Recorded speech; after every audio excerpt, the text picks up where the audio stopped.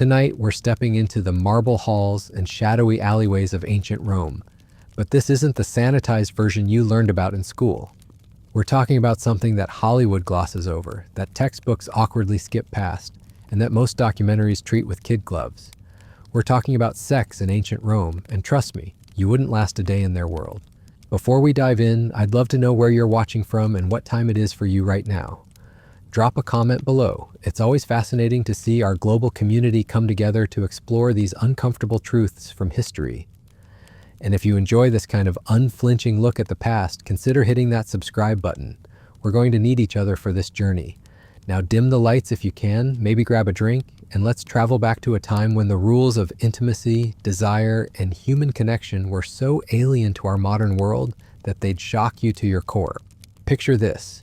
You're walking through the streets of Rome at the height of the empire, around 100 AD. The marble gleams white in the Mediterranean sun, the forums buzz with merchants and politicians, and everywhere you look, there are reminders of Rome's power and sophistication.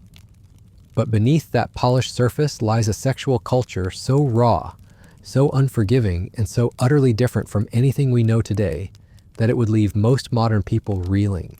The Romans didn't just have different attitudes about sex, they had an entirely different framework for understanding human desire, power, and what it meant to be a person. And here's the thing that's going to blow your mind. In Roman society, your sexual life wasn't about love, romance, or even pleasure in the way we understand it. It was about power, status, and survival. And if you were on the wrong side of that equation, well, let's just say you'd quickly learn why I titled this video the way I did. See, we're going to uncover the brutal realities that defined intimate life in ancient Rome. We'll explore how social class determined not just who you could be with, but what you could do with them. We'll dive into the shocking legal frameworks that govern sexuality, the religious rituals that would make your skin crawl, and the everyday practices that were so normalized back then that Romans wouldn't even blink at things that would traumatize us today. But here's what makes this story even more compelling. I've spent months researching this topic, digging through ancient texts, archaeological evidence, and modern scholarly work to bring you the most accurate picture possible. This isn't some surface-level overview. We're going deep, and we're going to examine primary sources that most people never get to see. Ancient graffiti, legal documents, medical texts, and personal letters that reveal the raw truth about what it was really like to live in this world. And trust me, by the end of this series, you'll understand why the phrase, "when in Rome," takes on a completely different meaning when you know what Romans actually did behind closed doors. Let's start with something that'll immediately show you how different this world was. In ancient Rome, there was no concept of sexual orientation as we understand it today. None. The categories of straight, gay, or bisexual simply didn't exist in Roman minds. Instead, Romans organized sexuality around one simple, brutal principle: dominance and submission. You were either the one doing the penetrating, or you were the one being penetrated. And that distinction didn't just affect your sex life, it determined your entire social standing, your legal rights, and in many cases, whether you lived or died. If you were a Roman citizen, a free man, you were expected to be the dominant partner in any sexual encounter. Always. It didn't matter if your partner was male or female, slave or free, young or old. What mattered was that you maintained your dominance. Being penetrated in any way was seen as fundamentally incompatible with being a Roman man. It was emasculating, degrading, and socially catastrophic. Now here's where it gets really dark. This wasn't just a cultural preference or a social norm. This was backed by law, enforced by violence, and woven into the very fabric of Roman society. The law called it Stuprum, and it was one of the most serious crimes you could commit. But here's the twist that'll make your head spin. Stuprum wasn't about protecting people from sexual violence. It was about protecting the social order from sexual chaos. Let me give you an example that'll illustrate just how twisted this system was. If a Roman citizen was caught in a passive sexual role with another man, both participants could be prosecuted. But the penalties were completely different. The free Roman citizen who had been penetrated could face exile, loss of citizenship, or even death, his crime allowing himself to be feminized. The other man, the one doing the penetrating, might face a much lighter sentence, or sometimes no punishment at all, depending on the circumstances. But it gets worse, much worse, because Roman law didn't just regulate sex between citizens. It created an entire class of people who existed specifically to satisfy the sexual desires of Roman men without threatening the social order. These were slaves, and their sexual exploitation was not only legal, it was expected, normalized, and in many cases, profitable. Roman slavery was different from what most people imagine. It wasn't just about manual labor or domestic service. Sexual slavery was a massive, organized industry that touched every level of Roman society. Wealthy Romans owned personal sex slaves, brothels operated openly throughout the empire, and the sexual use of slaves was considered as normal as owning a horse or a piece of furniture. And here's something that'll really disturb you. Age wasn't a barrier. Roman law set the age of consent at 12 for girls and 14 for boys. But that was only for free citizens. Slaves had no age of consent because slaves had no legal personhood. They were property, and property couldn't consent or refuse. The sexual exploitation of children was happening on a massive scale, and it was completely legal. The Romans even had a term for it. They called young male slaves who were used sexually delicia, which literally means delights. These children, often beautiful boys captured in military campaigns or born into slavery, were prized possessions among the Roman elite. They were dressed in fine clothes, given education, and treated as luxury items. But make no mistake about what their primary function was. One Roman writer, Martial, wrote dozens of poems about his sexual encounters with slaves, including children. He wasn't being scandalous or transgressive. He was writing about his normal, everyday life. These poems were popular entertainment, read at dinner parties and shared among friends. What we would consider horrific crimes were, to them, just Tuesday.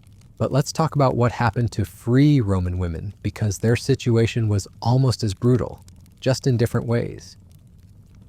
Roman women existed in a bizarre liminal space where they had more freedom than women in many other ancient cultures, but their sexuality was still completely controlled by men. A Roman woman's sexual choices could literally determine the fate of her entire family. For unmarried Roman women, virginity wasn't just expected, it was legally enforced. The penalty for losing your virginity outside of marriage could be death, and not just for you, but for your sexual partner as well. But here's the catch. This law only applied to women of certain social classes. If you were a slave, a prostitute, or from a lower class family, you had no legal protection at all. Anyone could do anything to you, and there was no recourse. Marriage didn't necessarily make things better. Roman wives were expected to be sexually available to their husbands at all times, for any purpose. Refusal could be grounds for divorce. And in a Roman divorce, the woman lost everything. Her children, her property, her social standing, everything. She'd be sent back to her father's house in disgrace, if her father would even take her back. But Roman husbands had no such restrictions. They could sleep with slaves, visit prostitutes, maintain long-term relationships with other men, and even have sex with other men's wives, as long as they maintained their dominant role. The sexual double standard wasn't just unfair, it was legally codified and socially enforced. And speaking of prostitution, let's talk about what that industry actually looked like, because it's nothing like what you might imagine. Roman brothels weren't hidden away in dark corners or run by criminal organizations. They were legal businesses, regulated by the state, and taxed like any other commercial enterprise. The government literally profited from sexual exploitation. The largest brothel in Pompeii, preserved by volcanic ash, gives us a perfect window into this world. It was a 2-story building with 10 small rooms, each barely large enough for a bed. The walls were covered with explicit frescoes showing different sexual positions, essentially serving as a menu for customers who might not speak Latin. Graffiti left by customers covers the walls, with reviews of individual prostitutes and descriptions of sexual acts that would make modern adults blush. But here's what really shows you how normalized this was. The brothel was located right in the city center, next to shops, restaurants, and other businesses. Families walked past it every day. Children played in the streets outside. It was just part of the urban landscape, as unremarkable as a bakery or a blacksmith shop. The women working there were almost exclusively slaves or former slaves. They had no choice in their profession, no ability to refuse customers, and no legal protection from violence or abuse. They were property, and like all property, they could be bought, sold, rented, or destroyed at their owner's whim. And the customers? They were everyone: married men, unmarried men, teenagers, elderly men, politicians, soldiers, merchants, craftsmen. Using prostitutes wasn't seen as cheating on your wife or being unfaithful. It was seen as normal male behavior like eating or drinking. Roman wives were expected to tolerate it, and many even encouraged it, seeing it as a way to reduce sexual demands on themselves. But what really shows you how different Roman sexual culture was from ours is what happened during their religious festivals. Romans had dozens of gods and goddesses associated with sexuality, fertility, and reproduction. And the rituals dedicated to these deities were unlike anything you'd see in a modern religious context. The Festival of Liberalia, dedicated to the god Liber, involved massive public celebrations where sexual acts were performed openly in the streets. The Festival of Floralia included naked actresses performing sexual acts on stage in front of crowds that included children and families. The Lupercalia, one of Rome's oldest festivals, involved naked men running through the streets, whipping women with leather thongs made from sacrificed goats. Women would actually line up to be whipped, believing it would help them conceive. These weren't fringe practices or underground cults.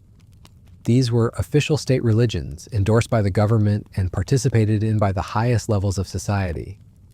The emperor himself would often attend these festivals and participate in the rituals. Now you might be wondering, didn't anyone object to this? Didn't anyone think this was wrong? The answer is complicated because Roman morality was so different from ours that the things they worried about weren't the things we worry about. Romans did have moral concerns about sexuality, but they were focused on maintaining social order, not protecting individual rights or dignity. They worried about adultery, but only when it involved free Roman women. They worried about rape, but only when it violated property rights. They worried about sexual excess, but only when it made men weak or distracted them from their duties to the state. The philosopher Seneca wrote extensively about sexual morality, but his concerns were about self-control and moderation, not about consent or human dignity. He worried that too much sexual indulgence would make Roman men soft and weak, unable to fulfill their roles as soldiers and citizens.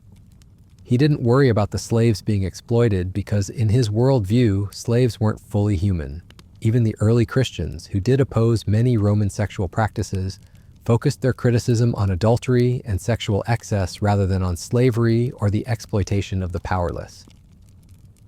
Christianity eventually transformed Roman sexual culture, but it took centuries, and even then, many of the fundamental power imbalances remained. What's really striking is how all of this was justified through Roman law and philosophy. The Romans weren't monsters who enjoyed cruelty for its own sake.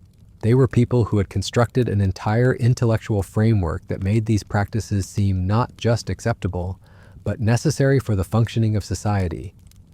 Roman legal scholars wrote extensively about sexual crimes, but their focus was always on protecting the social hierarchy, not individual rights. Roman philosophers discussed the nature of desire and pleasure, but within a framework that assumed some people were naturally dominant and others naturally submissive. This brings us to one of the most disturbing aspects of Roman sexual culture, how it shaped the way people thought about their own desires and identities.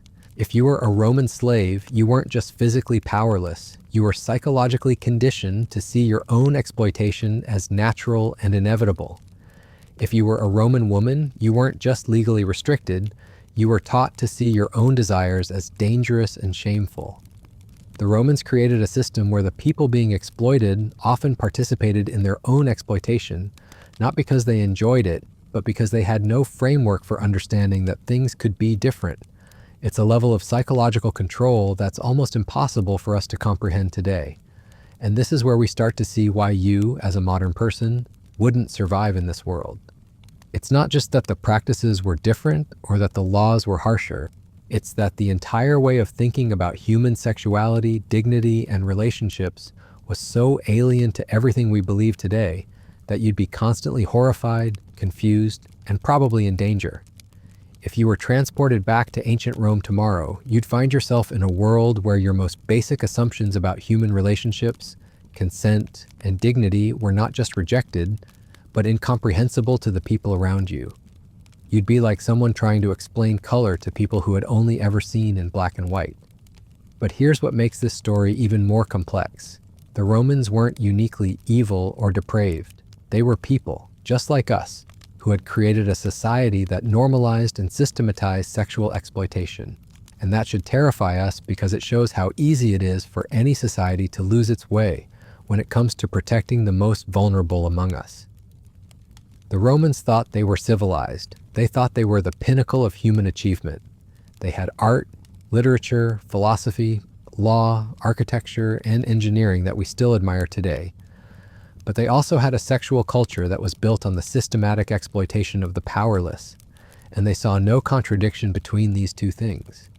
And that's the real lesson of Roman sexuality. It's not enough to build beautiful buildings or write elegant poetry. A civilization is ultimately judged by how it treats its most vulnerable members. And by that measure, Rome was a failure of the highest order. But we're just getting started. In the next part of this series, we're going to dive even deeper into the specific practices that defined Roman sexual culture. We'll explore the role of the military in spreading these practices throughout the empire, the impact of different religious cults on sexual behavior, and the gradual transformation of Roman sexuality as the empire evolved and eventually fell. We'll also look at some of the individual stories, the personal accounts and archaeological evidence that show us what life was really like for ordinary people caught up in this system. Because behind all the laws and social structures were real people, real lives, and real suffering that we can't ignore or forget. So if you're ready to continue this journey into one of history's most complex and disturbing topics, make sure you're subscribed and have notifications turned on. This is going to be a series that challenges everything you think you know about the ancient world, and I promise you, we're just scratching the surface of how deep this rabbit hole goes. But there's something even more disturbing we need to talk about, something that shows just how deeply this system penetrated every aspect of Roman life. Let's talk about what happened to children in this world, because this is where the true horror of Roman sexual culture becomes undeniable. Roman children weren't protected by our modern concepts of childhood innocence or developmental psychology. They were seen as miniature adults, and their sexual exploitation wasn't just tolerated, it was institutionalized. We're talking about a society where the sexual abuse of children was so normalized that parents would actually sell their own children into sexual slavery to pay off debts. The practice was called Nexum, and it was perfectly legal. If a Roman citizen couldn't pay what they owed, they could offer their children as collateral.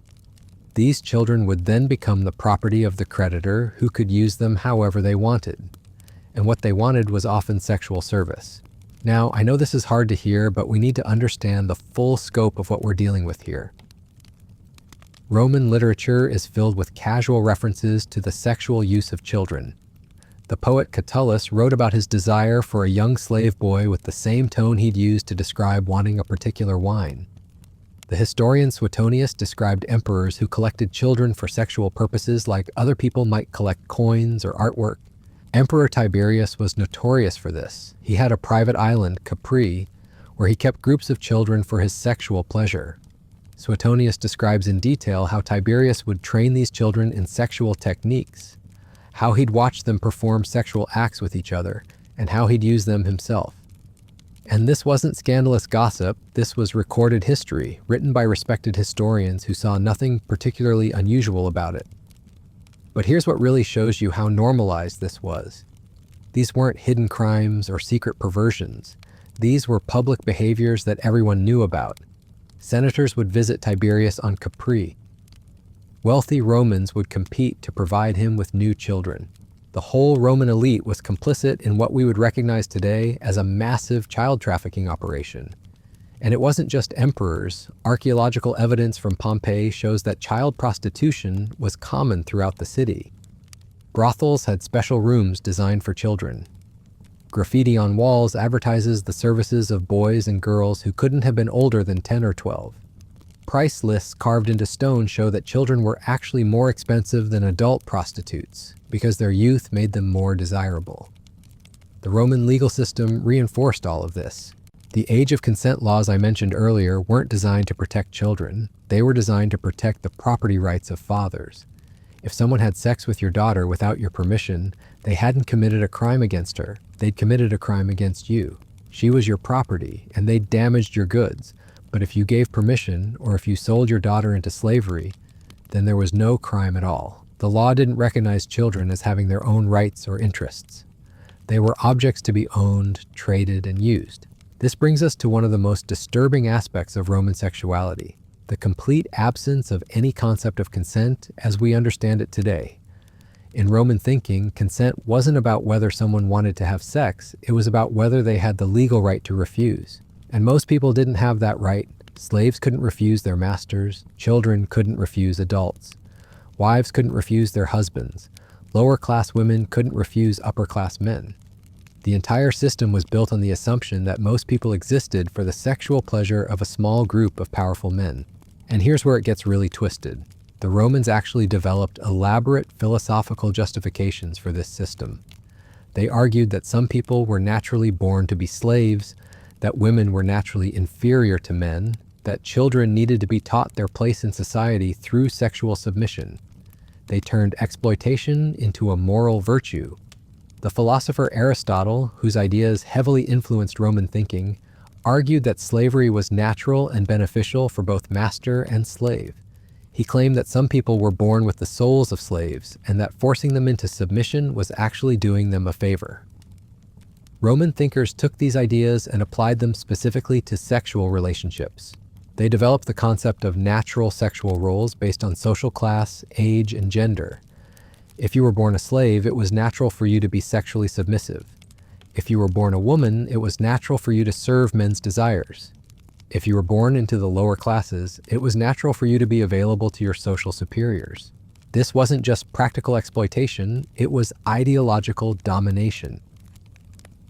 The Romans didn't just control people's bodies, they controlled their minds, making them believe that their exploitation was natural, inevitable, and even morally correct.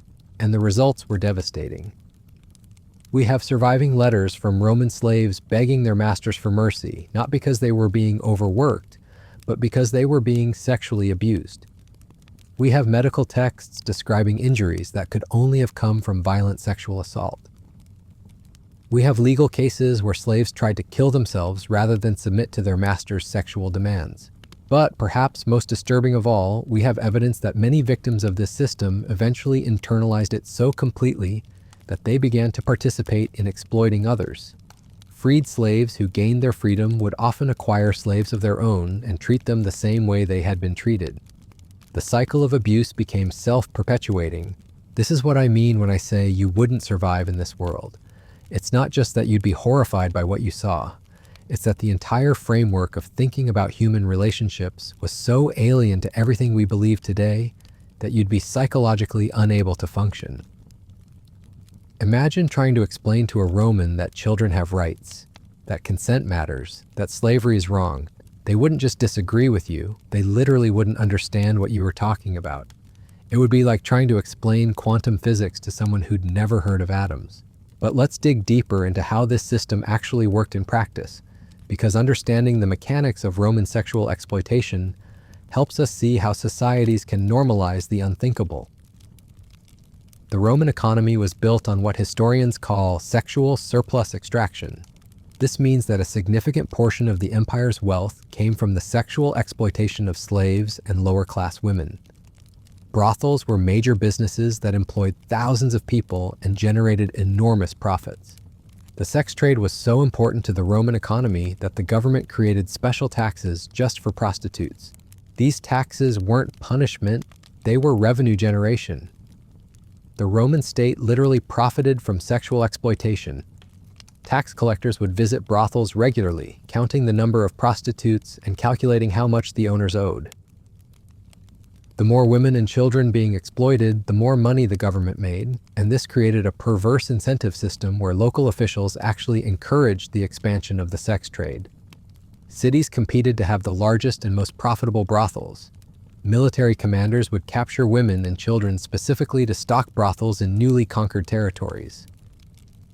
The Roman military machine and the Roman sex trade were intimately connected. When Roman armies conquered new territories, one of the first things they'd do was establish brothels for the soldiers. These weren't just for entertainment, they were seen as essential for maintaining military morale and preventing soldiers from raping local women, which might cause political problems. But here's the twisted logic. It was considered wrong for soldiers to rape free women from conquered territories because that might provoke rebellion. But it was perfectly acceptable to enslave those same women and force them into prostitution because then the rape became a commercial transaction. The Romans literally created a system where rape was illegal, but forced prostitution was not only legal, but encouraged. They solved the problem of sexual violence by institutionalizing it and making it profitable. This system was so pervasive that it shaped the physical layout of Roman cities. Brothels weren't hidden away in red light districts, they were integrated into the urban fabric. In Pompeii, archaeologists have found brothels next to bakeries, taverns, and even temples. The famous phallus symbols carved into Pompeii's streets weren't just decorative, they were directional signs pointing toward brothels. The Romans were so casual about commercialized sexual exploitation that they advertised it publicly. We have surviving advertisements for brothels painted on walls, mosaics in public baths showing sexual acts, and even official government documents regulating the sex trade. But what's really chilling is how this system affected the psychology of everyone involved. We have surviving letters from Roman men discussing their sexual encounters with slaves and prostitutes, and the language they use is identical to how they describe buying livestock or furniture. There's no recognition that they're dealing with human beings who might have feelings, desires, or suffering. One Roman writer, Petronius, wrote an entire novel called the Satyricon that describes the sexual adventures of young Roman men. The book is filled with scenes of sexual violence, exploitation of slaves, and abuse of children, but it's written as a comedy. The suffering of the victims is treated as entertainment, and this wasn't considered edgy or controversial literature. It was mainstream entertainment, read at dinner parties and quoted in polite society. The sexual exploitation of the powerless was so normalized that it became a source of humor. But perhaps most disturbing of all is how this system affected the victims themselves. We have evidence that many people who were sexually exploited in Rome developed what we'd now recognize as complex trauma responses.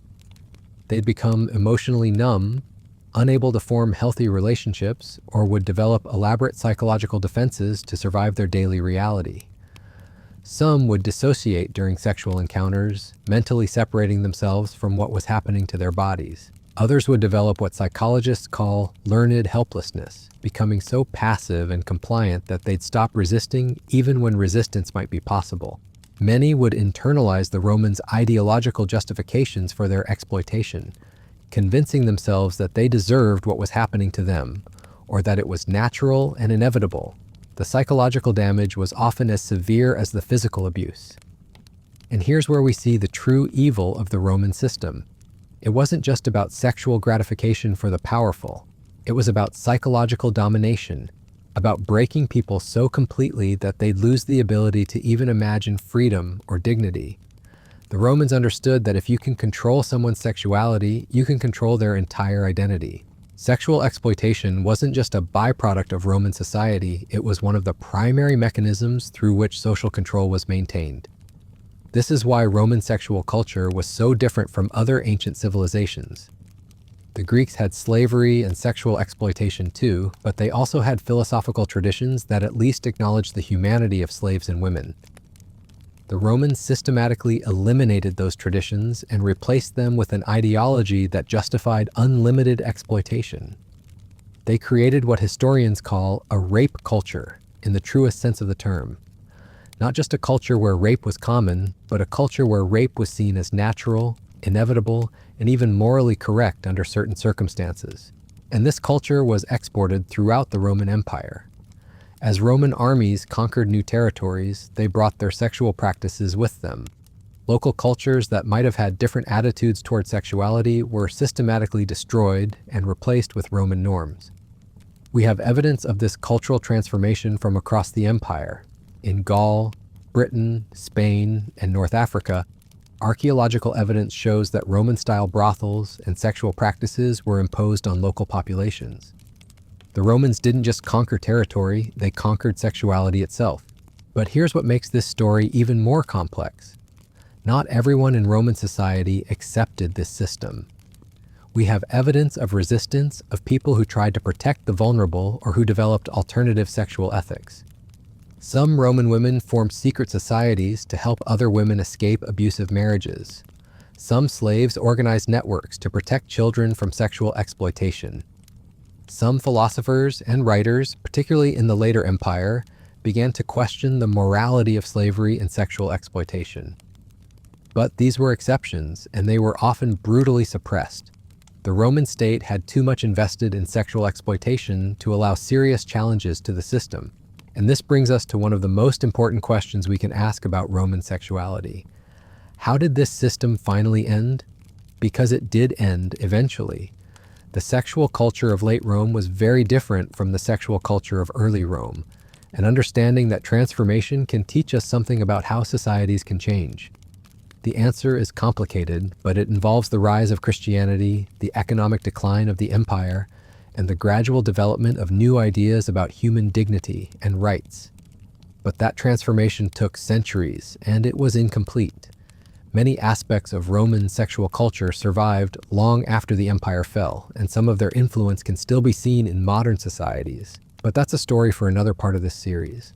Right now, I want you to sit with what we've discussed, because it's a lot to process.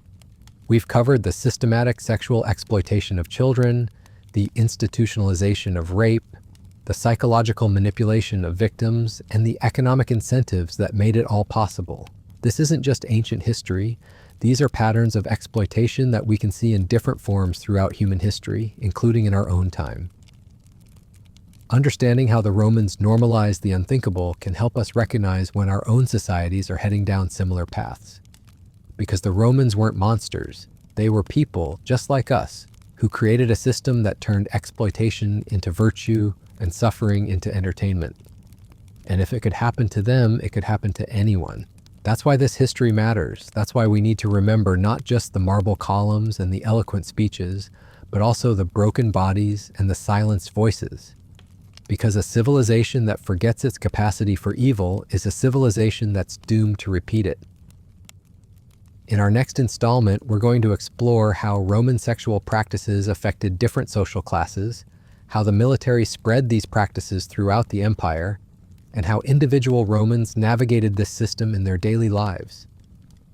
We'll also look at some of the specific archaeological evidence that gives us insight into what life was really like for ordinary people caught up in this system. So make sure you're subscribed and have notifications turned on, because this journey into the dark heart of Roman sexuality is far from over. And if you're feeling overwhelmed by what we've covered today, that's normal.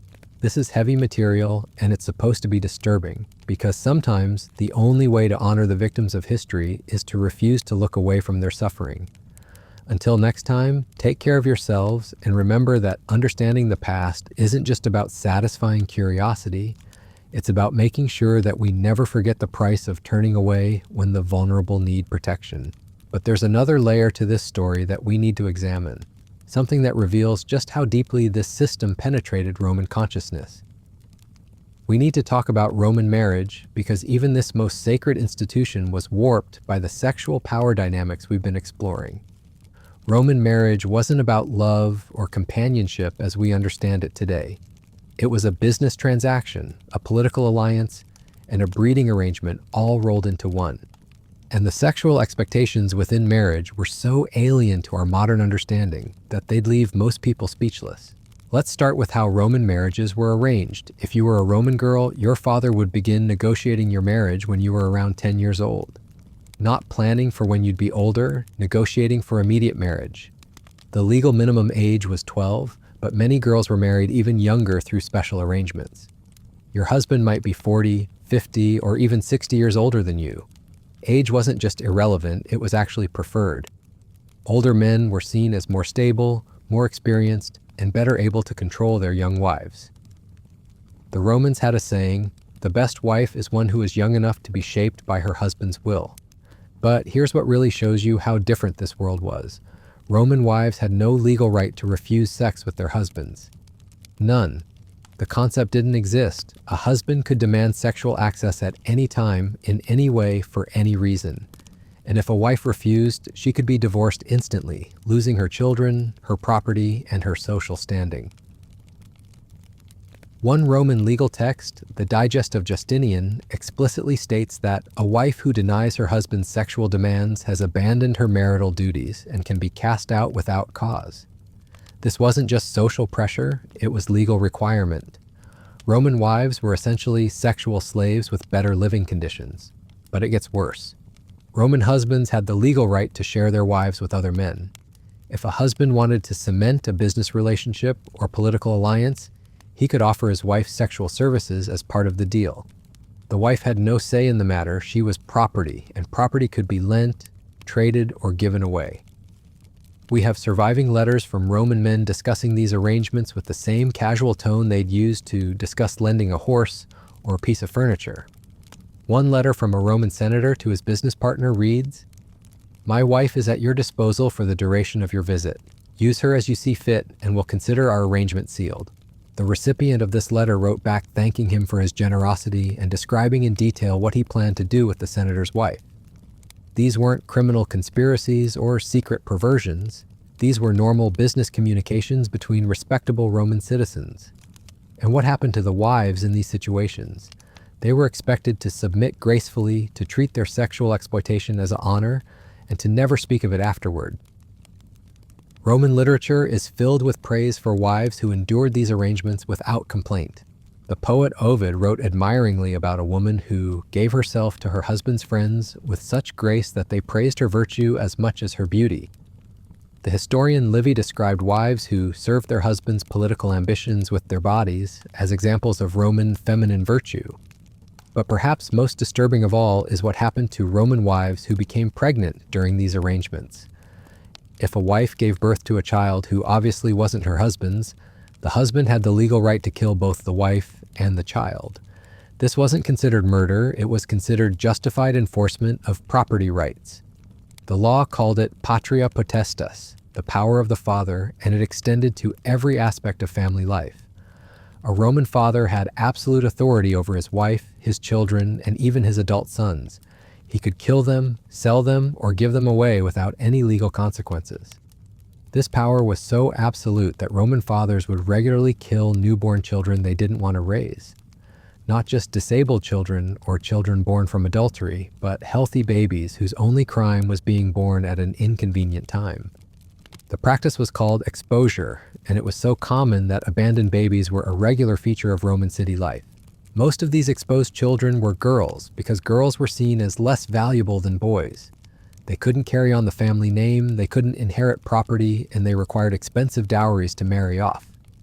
Many Roman families would keep one or two daughters and expose the rest. But here's the truly chilling part. Many of these exposed children didn't die. They were collected by slave traders who would raise them specifically for sexual exploitation.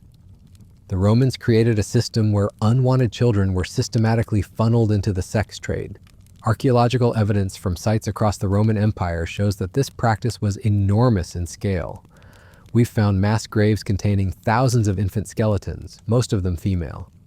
We've found documents from slave markets listing children by age, appearance, and sexual training. We've found contracts for the sale of children as young as 5 or 6 years old. The Romans didn't just tolerate child sexual exploitation, they created an entire economic system designed to produce it. Unwanted children were turned into commodities, and those commodities were consumed by a society that saw nothing wrong with the sexual use of the powerless. Now let's talk about what this meant for the children who survived this system, because understanding their experiences helps us grasp the full horror of what we're dealing with here. Roman children who were sexually exploited from an early age developed what we'd now recognize as severe psychological trauma. But they had no framework for understanding what was happening to them, no language to describe their suffering, and no hope of escape or justice. Many would develop what psychologists call complex PTSD, a condition where the victim's entire personality becomes organized around survival in an abusive environment. They'd become hypervigilant, constantly scanning for threats. They'd develop an exaggerated startle response, jumping at sudden noises or movements. They'd have difficulty forming attachments to other people because attachment had always meant danger. But perhaps most tragically, many would develop what's called trauma bonding with their abusers. They'd become emotionally dependent on the very people who were hurting them because those people were also their only source of food, shelter, and protection. We have surviving accounts from Roman writers describing slaves who would become deeply attached to masters who sexually abused them. These accounts are often written in a tone of admiration, praising the slave's loyalty and devotion. But what they're really describing is the psychological damage that comes from having no other choice but to love your abuser. The Romans interpreted this trauma bonding as evidence that slaves were naturally suited for submission. They used the psychological damage they'd inflicted as proof that their victims deserved their treatment. It's a level of psychological manipulation that's almost impossible to comprehend. But let's step back for a moment and talk about how all of this affected Roman society as a whole. Because a culture that normalizes sexual exploitation doesn't just harm the direct victims, it warps the entire social fabric in ways that ultimately destroy the civilization itself. The Romans created what historians call a culture of sexual violence. This wasn't just a society where sexual violence was common, it was a society where sexual violence was seen as natural, inevitable, and even beneficial. And this culture shaped every aspect of Roman life, from politics to religion to art. Roman politics, for example, was deeply influenced by sexual competition between powerful men. Political alliances were often sealed through sexual arrangements. Political enemies would attack each other by spreading rumors about their sexual practices. Political power was often measured by how many people you could sexually dominate. The Emperor Caligula was notorious for using sexual humiliation as a political weapon. He would force senators to watch while he had sex with their wives. He would make political opponents perform sexual acts in public as a condition of keeping their positions. He would give important government posts to his sexual partners, regardless of their qualifications. This wasn't seen as aberrant behavior by a crazy emperor. It was seen as an extreme example of normal Roman political practice. Power and sexuality were so intertwined in Roman culture that you couldn't separate them. Roman religion was similarly warped by this culture of sexual violence. Many Roman religious ceremonies involved sexual acts, often performed by slaves or children. The Romans worshipped gods who were rapists, and they saw sexual violence as a form of divine worship. The cult of Priapus, for example, centered around a god with an enormous phallus who was said to rape anyone who entered his garden. Romans would place statues of Priapus in their homes and gardens, and they would perform sexual acts in front of these statues as a form of prayer. The festival of Lupercalia involved naked men running through the streets of Rome, whipping women with strips of goatskin. Women would line up to be whipped, believing it would make them fertile. But the whipping was often so severe that women would be left bloody and scarred. The Romans saw this as normal religious practice. They believed that sexual violence was a way of connecting with the divine, of channeling the chaotic forces of nature into their civilized world. Roman art was similarly influenced by this culture. Roman homes were decorated with frescoes showing sexual violence. Roman literature was filled with stories of rape and sexual exploitation. Roman theater featured plays where sexual assault was treated as comedy. The Romans created an entire aesthetic around sexual violence. They turned the suffering of the powerless into entertainment, into decoration, into art. They made beauty out of brutality, and they called it civilization. But here's what's really chilling. The Romans didn't see any contradiction between their sexual practices and their claims to moral superiority. They genuinely believed that their treatment of slaves, women, and children was evidence of their advanced civilization. Roman philosophers argued that sexual exploitation was necessary for social order. Roman lawyers argued that sexual violence was justified by natural law. Roman historians argued that sexual domination was proof of Roman virtue. They created an entire intellectual framework that turned exploitation into virtue, suffering into entertainment, and domination into justice. They didn't just practice sexual violence, they celebrated it, theorized about it, and exported it throughout their empire. And this brings us to one of the most important questions we can ask about Roman sexuality. How did ordinary Romans live with themselves? How did they participate in this system without being overwhelmed by guilt or horror? The answer is that they developed what psychologists call moral disengagement. They used a variety of psychological mechanisms to avoid confronting the reality of what they were doing. Some Romans would use euphemistic language to describe sexual exploitation. They'd call rape correction or discipline. They'd call child sexual abuse education or training. They'd call forced prostitution service or duty. Others would focus on the supposed benefits of sexual exploitation. They'd argue that slaves were better off being sexually used than being killed. They'd claim that children learned valuable skills through sexual abuse. They'd insist that prostitutes were providing an important social service. Still, others would dehumanize their victims. They'd convince themselves that slaves weren't really human, that children didn't have real feelings, that women were naturally inferior. They'd create elaborate theories about why some people deserve to be exploited. But perhaps most commonly, Romans would simply refuse to think about the consequences of their actions. They'd focus on their immediate pleasure or profit and ignore the suffering they were causing. They'd treat sexual exploitation as a routine business transaction and avoid any deeper moral reflection. This moral disengagement was so complete that many Romans genuinely believed they were living in a moral and just society. They saw their sexual practices as evidence of their sophistication and refinement. They pitied other cultures that didn't have access to the same pleasures they enjoyed. The Romans created a system of sexual exploitation so total and so normalized that even the perpetrators couldn't see it for what it was. They were trapped in their own ideology, unable to recognize the horror they were creating. And this is what makes Roman sexuality so disturbing to contemplate. It wasn't just a system of exploitation, it was a system of self-deception. The Romans didn't just hurt other people, they lost their own humanity in the process. But there's one more aspect of this story that we need to examine, something that shows just how deeply this system affected every level of Roman society. We need to talk about what happened to Roman men who tried to resist or escape these sexual expectations. Because the Roman system of sexual domination didn't just oppress women, children, and slaves, it also trapped free Roman men in a rigid system of sexual performance that many found impossible to maintain. Roman men were expected to be sexually dominant in all situations. They were expected to be constantly ready for sex, constantly aggressive, constantly in control. They were expected to use their sexual power to maintain their social position and to demonstrate their worth as Roman citizens. But many Roman men couldn't or wouldn't live up to these expectations. Some were naturally gentle or passive. Some were attracted to other men but didn't want to be in the dominant role. Some were simply tired of the constant pressure to perform sexually. These men faced a terrible choice: participate in a system they found morally repugnant or face social destruction. Because in Roman society, a man who didn't sexually dominate others was seen as weak, effeminate, and unworthy of citizenship. We have surviving letters from Roman men describing their struggles with these expectations. One letter from a Roman soldier to his brother reads, "I cannot bring myself to use the captives as the other men do.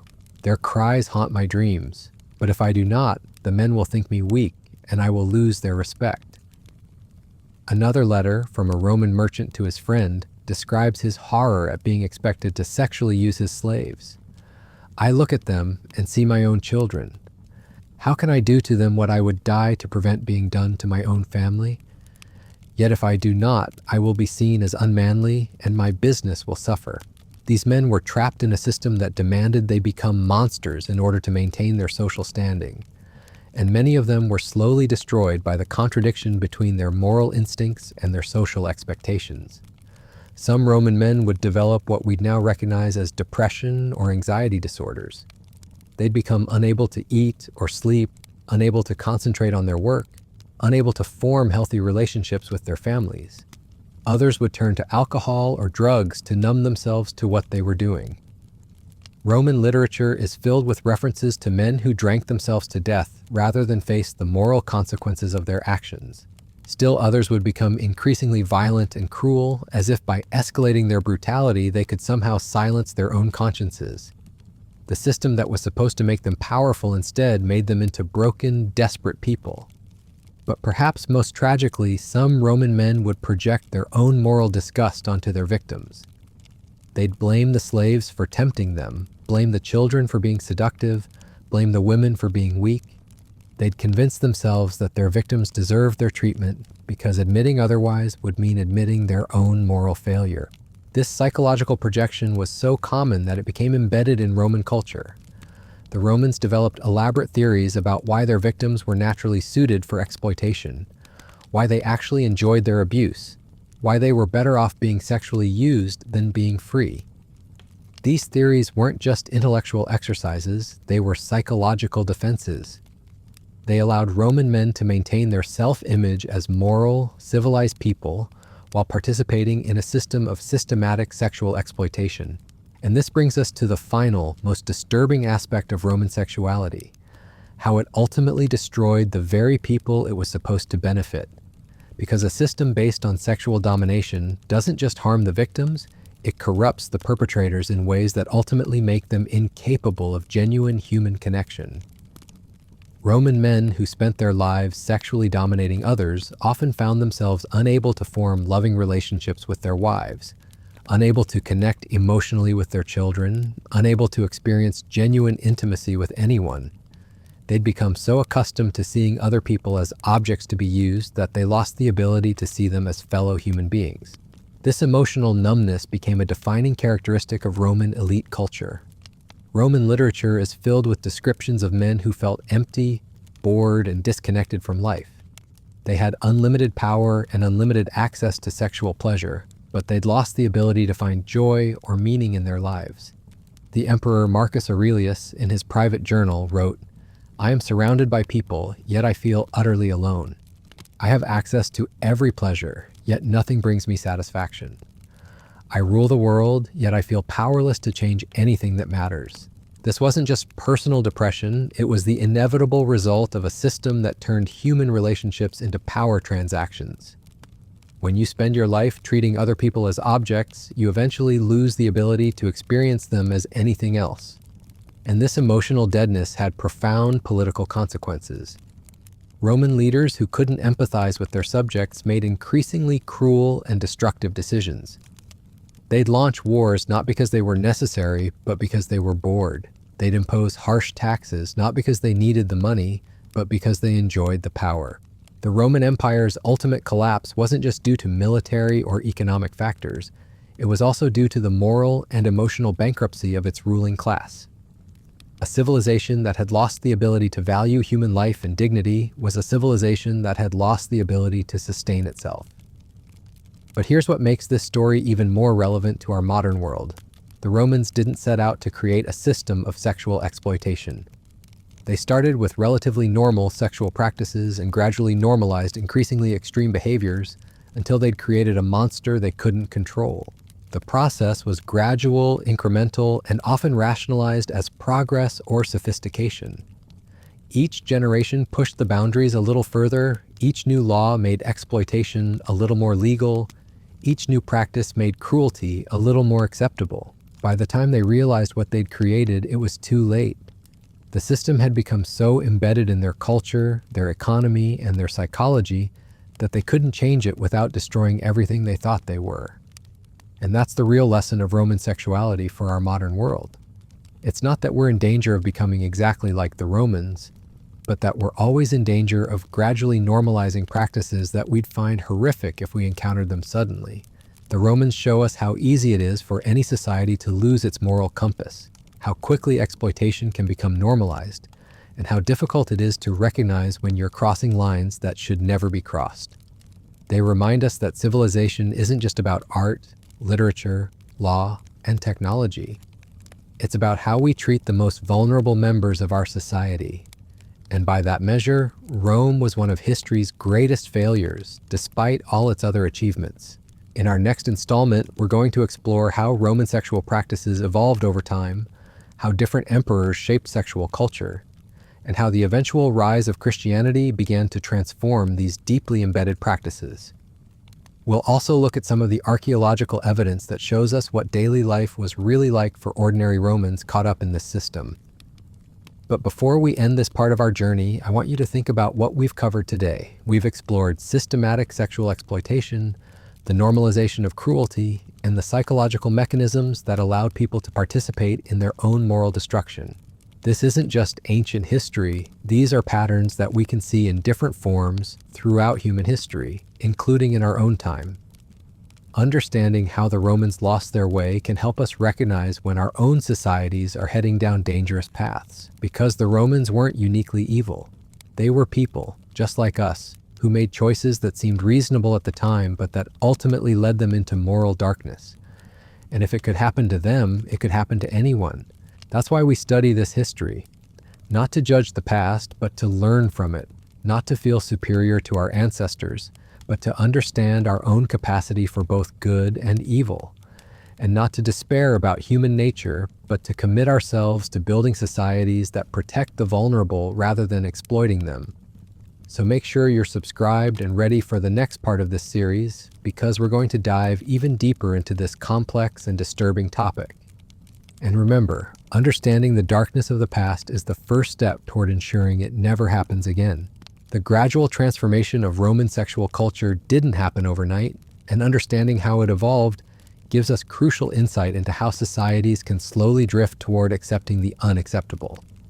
What we're about to explore shows how emperors, laws, and social pressures combined to create an environment where sexual exploitation became not just tolerated, but celebrated. Let's start with how different emperors shaped Roman sexual culture, because the man at the top of the empire had enormous influence on what was considered acceptable behavior throughout society. And some of these emperors took Roman sexual practices to extremes that would shock even other Romans. Emperor Caligula, who ruled from 37 to 41 AD, turned sexual domination into a form of political theater. He didn't just abuse his power sexually, he made sexual humiliation a cornerstone of his governing strategy. Caligula would force senators to bring their wives to palace dinners, where he would openly evaluate their sexual attractiveness and sometimes take them to his private chambers while their husbands waited outside. But here's what makes this even more disturbing. Caligula would then return to the dinner and describe in detail what he'd done with these women, rating their performance and comparing them to previous conquests. The senators were forced to sit there and listen because showing any displeasure could result in execution. One surviving account describes a dinner where Caligula announced that he was going to have sex with every senator's wife before the evening ended. He then proceeded to do exactly that, while their husbands continued eating and making polite conversation. The account describes this as an example of Caligula's divine power and his ability to do whatever he wanted.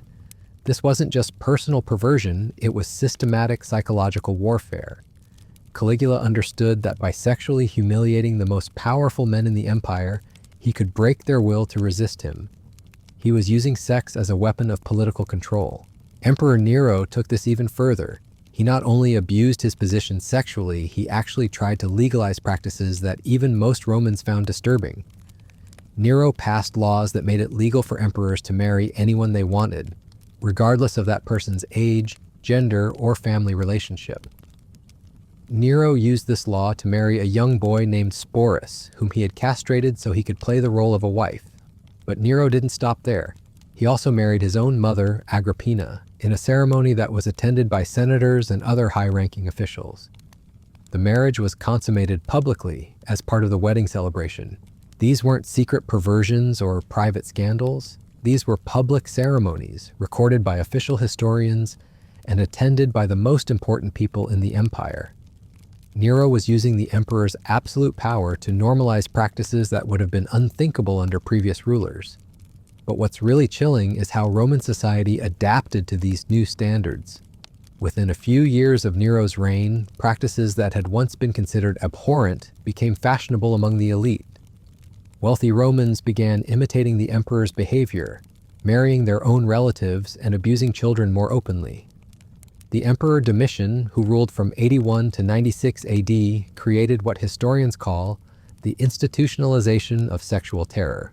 He established a network of informants who would report on the sexual activities of Roman citizens. But these informants weren't looking for illegal activities. They were looking for people who weren't being sexually aggressive enough. Domitian believed that Romans who didn't regularly demonstrate their sexual dominance were potential threats to the empire.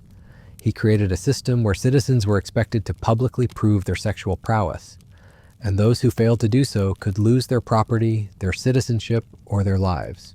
Roman men were required to keep detailed records of their sexual conquests. They had to document how many slaves they'd used, how many prostitutes they'd visited, and how many free women they'd seduced. These records were reviewed by government officials, and men who didn't meet certain quotas could face punishment. But here's where it gets truly twisted. Domitian also created rewards for sexual aggression. Romans who demonstrated exceptional sexual domination could receive tax breaks, government positions, and even cash payments. The empire was literally paying its citizens to sexually exploit others. This system created a culture of competitive sexual violence. Roman men would compete to see who could abuse the most people, who could devise the most creative forms of sexual torture, and who could break the most victims. Sexual sadism became a form of patriotic duty. One surviving document from this period is a letter from a Roman father to his son, congratulating him on his sexual achievements. The father writes, "I am proud to hear that you have broken 3 slaves this month and that your creative use of the hot iron has impressed your friends. You are becoming a true Roman man." The son's response describes his techniques in detail, including methods of torture that were specifically designed to maximize psychological as well as physical suffering. He writes about his plans to break even more slaves and about his hopes of eventually moving on to free women. These weren't criminal conspiracies or secret societies. These were normal family communications between respectable Roman citizens. The systematic torture and sexual exploitation of human beings had become so normalized that parents were proud when their children excelled at it. But the emperors didn't just influence sexual culture through their personal behavior, they also shaped it through law, and some of the legal changes they made revealed just how thoroughly Roman society had abandoned any pretense of protecting the vulnerable. Emperor Hadrian, who ruled from 117 to 138 AD, is often remembered as one of the more enlightened Roman rulers.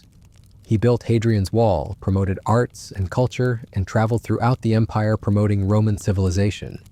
But Hadrian also passed some of the most brutal sexual laws in Roman history.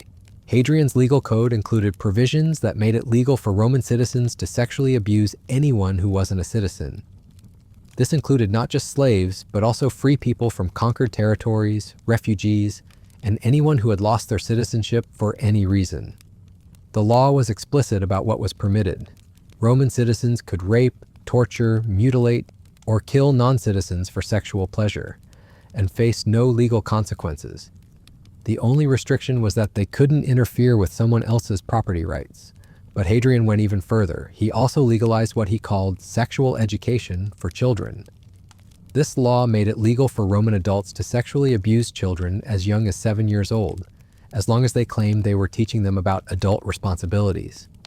The law included detailed descriptions of what kinds of sexual acts were considered educational and what kinds were considered excessive.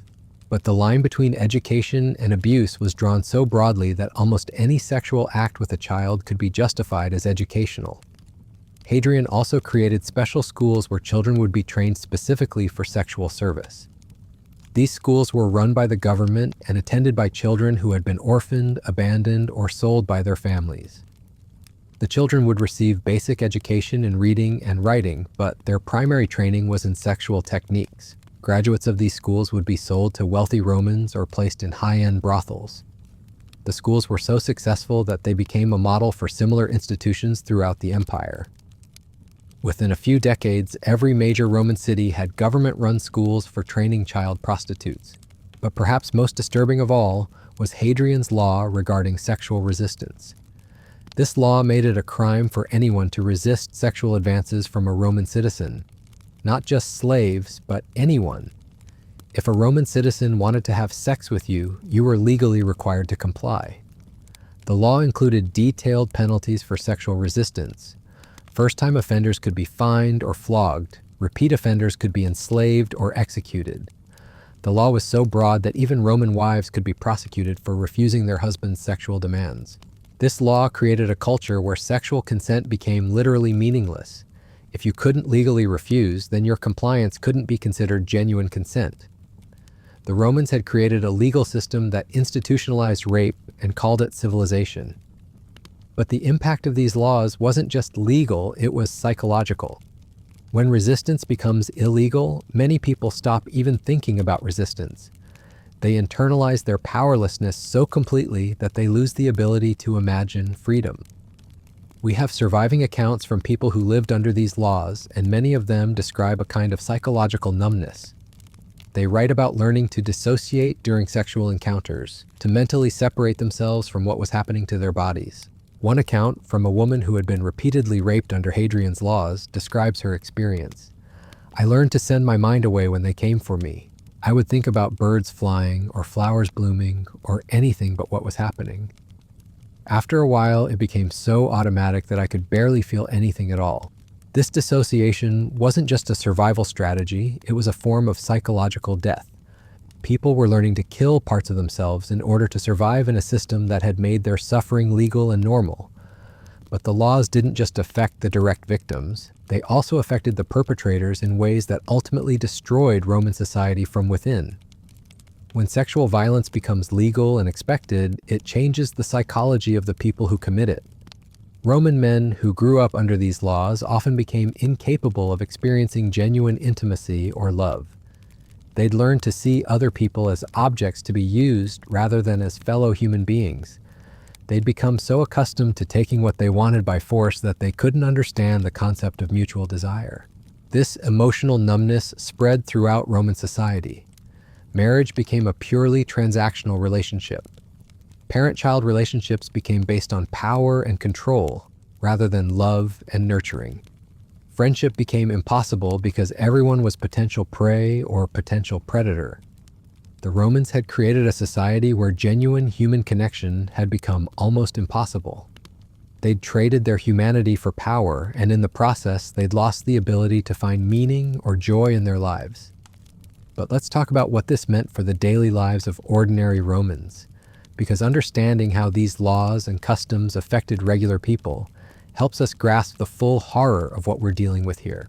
If you were a Roman child growing up under these laws, your childhood would be fundamentally different from anything we can imagine today. You'd learn from an early age that your body didn't belong to you, that other people had the right to use you sexually, and that resistance was not only futile but illegal. Roman children were taught to submit to sexual advances from adults as a basic life skill, like learning to read or write. Parents would actually practice sexual techniques with their children, claiming they were preparing them for adult life. This wasn't considered abuse, it was considered good parenting. Children who resisted these lessons would be punished severely. They might be beaten, starved, or sold into slavery. The message was clear. Your only value is your ability to provide sexual pleasure to others, and if you can't or won't do that, you're worthless. By the time these children reached adulthood, many of them were so psychologically damaged that they couldn't function in normal relationships. They'd either become completely passive, unable to assert themselves in any situation, or they'd become sexually aggressive, imitating the behavior they'd been subjected to. This created a cycle of abuse that perpetuated itself across generations. Children who were sexually abused would grow up to sexually abuse their own children, not because they were inherently evil, but because they had no framework for understanding that relationships could be based on anything other than domination and submission. If you were a Roman woman living under these laws, your life would be a constant series of sexual violations that you'd be expected to endure with grace and dignity. You'd be raped by your husband, by his friends, by strangers on the street, and by government officials, and you'd be expected to thank them for the privilege. Roman women developed elaborate psychological defenses to cope with this reality. Some would become completely emotionally numb, shutting down all feelings to avoid the pain of constant violation. Others would become hypervigilant, constantly scanning for threats and trying to anticipate when they'd be attacked next. Many Roman women would develop what we'd now recognize as complex PTSD. They'd have nightmares, flashbacks, and panic attacks. They'd become unable to trust anyone or form healthy relationships. But they had no language to describe their suffering and no hope of getting help. The Romans interpreted these trauma symptoms as evidence of female weakness and inferiority. They used the psychological damage they'd inflicted as proof that women were naturally suited for submission and abuse. If you were a Roman slave, your situation was even worse. You'd be subjected to sexual abuse from multiple people every day, and you'd have no legal protection whatsoever. You'd be bought and sold specifically for sexual purposes, and your value would be determined entirely by your ability to satisfy your owner's desires. Roman slaves were often forced to perform sexual acts in public for the entertainment of free citizens. They'd be made to have sex with each other, with animals, or with objects while crowds watched and cheered. This wasn't considered cruel or unusual, it was considered normal entertainment. Slaves who became pregnant from these encounters would often have their children taken away and sold. The children would then be raised specifically for sexual exploitation, continuing the cycle of abuse into the next generation. But perhaps most tragically, many Roman slaves would eventually internalize their treatment so completely that they'd lose the ability to imagine freedom. They'd become so psychologically dependent on their abusers that they'd be unable to function if they were ever freed. We have accounts of Roman slaves who were offered freedom and refused it because they couldn't imagine surviving without their master's protection. They'd become so broken that they preferred familiar abuse to unknown freedom. This psychological dependence wasn't accidental. Roman slaveholders deliberately used sexual abuse as a method of psychological control. They understood that if they could break someone's spirit completely, they'd have a more compliant and valuable slave. The techniques they used were sophisticated and systematic. They'd alternate between extreme abuse and small kindnesses, creating a trauma bond that made the slave emotionally dependent on their abuser. They'd isolate slaves from each other to prevent them from forming supportive relationships. They'd use sexual humiliation to break down the slave's sense of self-worth. These techniques were so effective that they were studied and refined over generations. Roman texts on slave management include detailed instructions on how to use sexual abuse to maintain control. These weren't secret manuals or underground texts, they were standard reference works used by slave owners throughout the empire. But the impact of this system wasn't limited to the direct victims. It affected every aspect of Roman society, from the economy to politics to religion. When sexual exploitation becomes the foundation of your civilization, it warps everything else.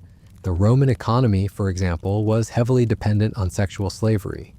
Brothels were major businesses that employed thousands of people and generated enormous profits. The sex trade was so important to Roman prosperity that economic downturns were often blamed on insufficient sexual exploitation. Roman politics was similarly warped by sexual dynamics. Political power was often measured by how many people you could sexually dominate. Political alliances were sealed through sexual arrangements. Political enemies were destroyed through sexual humiliation. Roman religion became increasingly focused on sexual violence. Gods were worshipped through sexual acts, often performed by slaves or children. Religious festivals became occasions for mass sexual abuse. Priests were expected to sexually dominate their followers as a demonstration of divine power. Even Roman art and literature became obsessed with sexual violence. Homes were decorated with images of rape and sexual torture.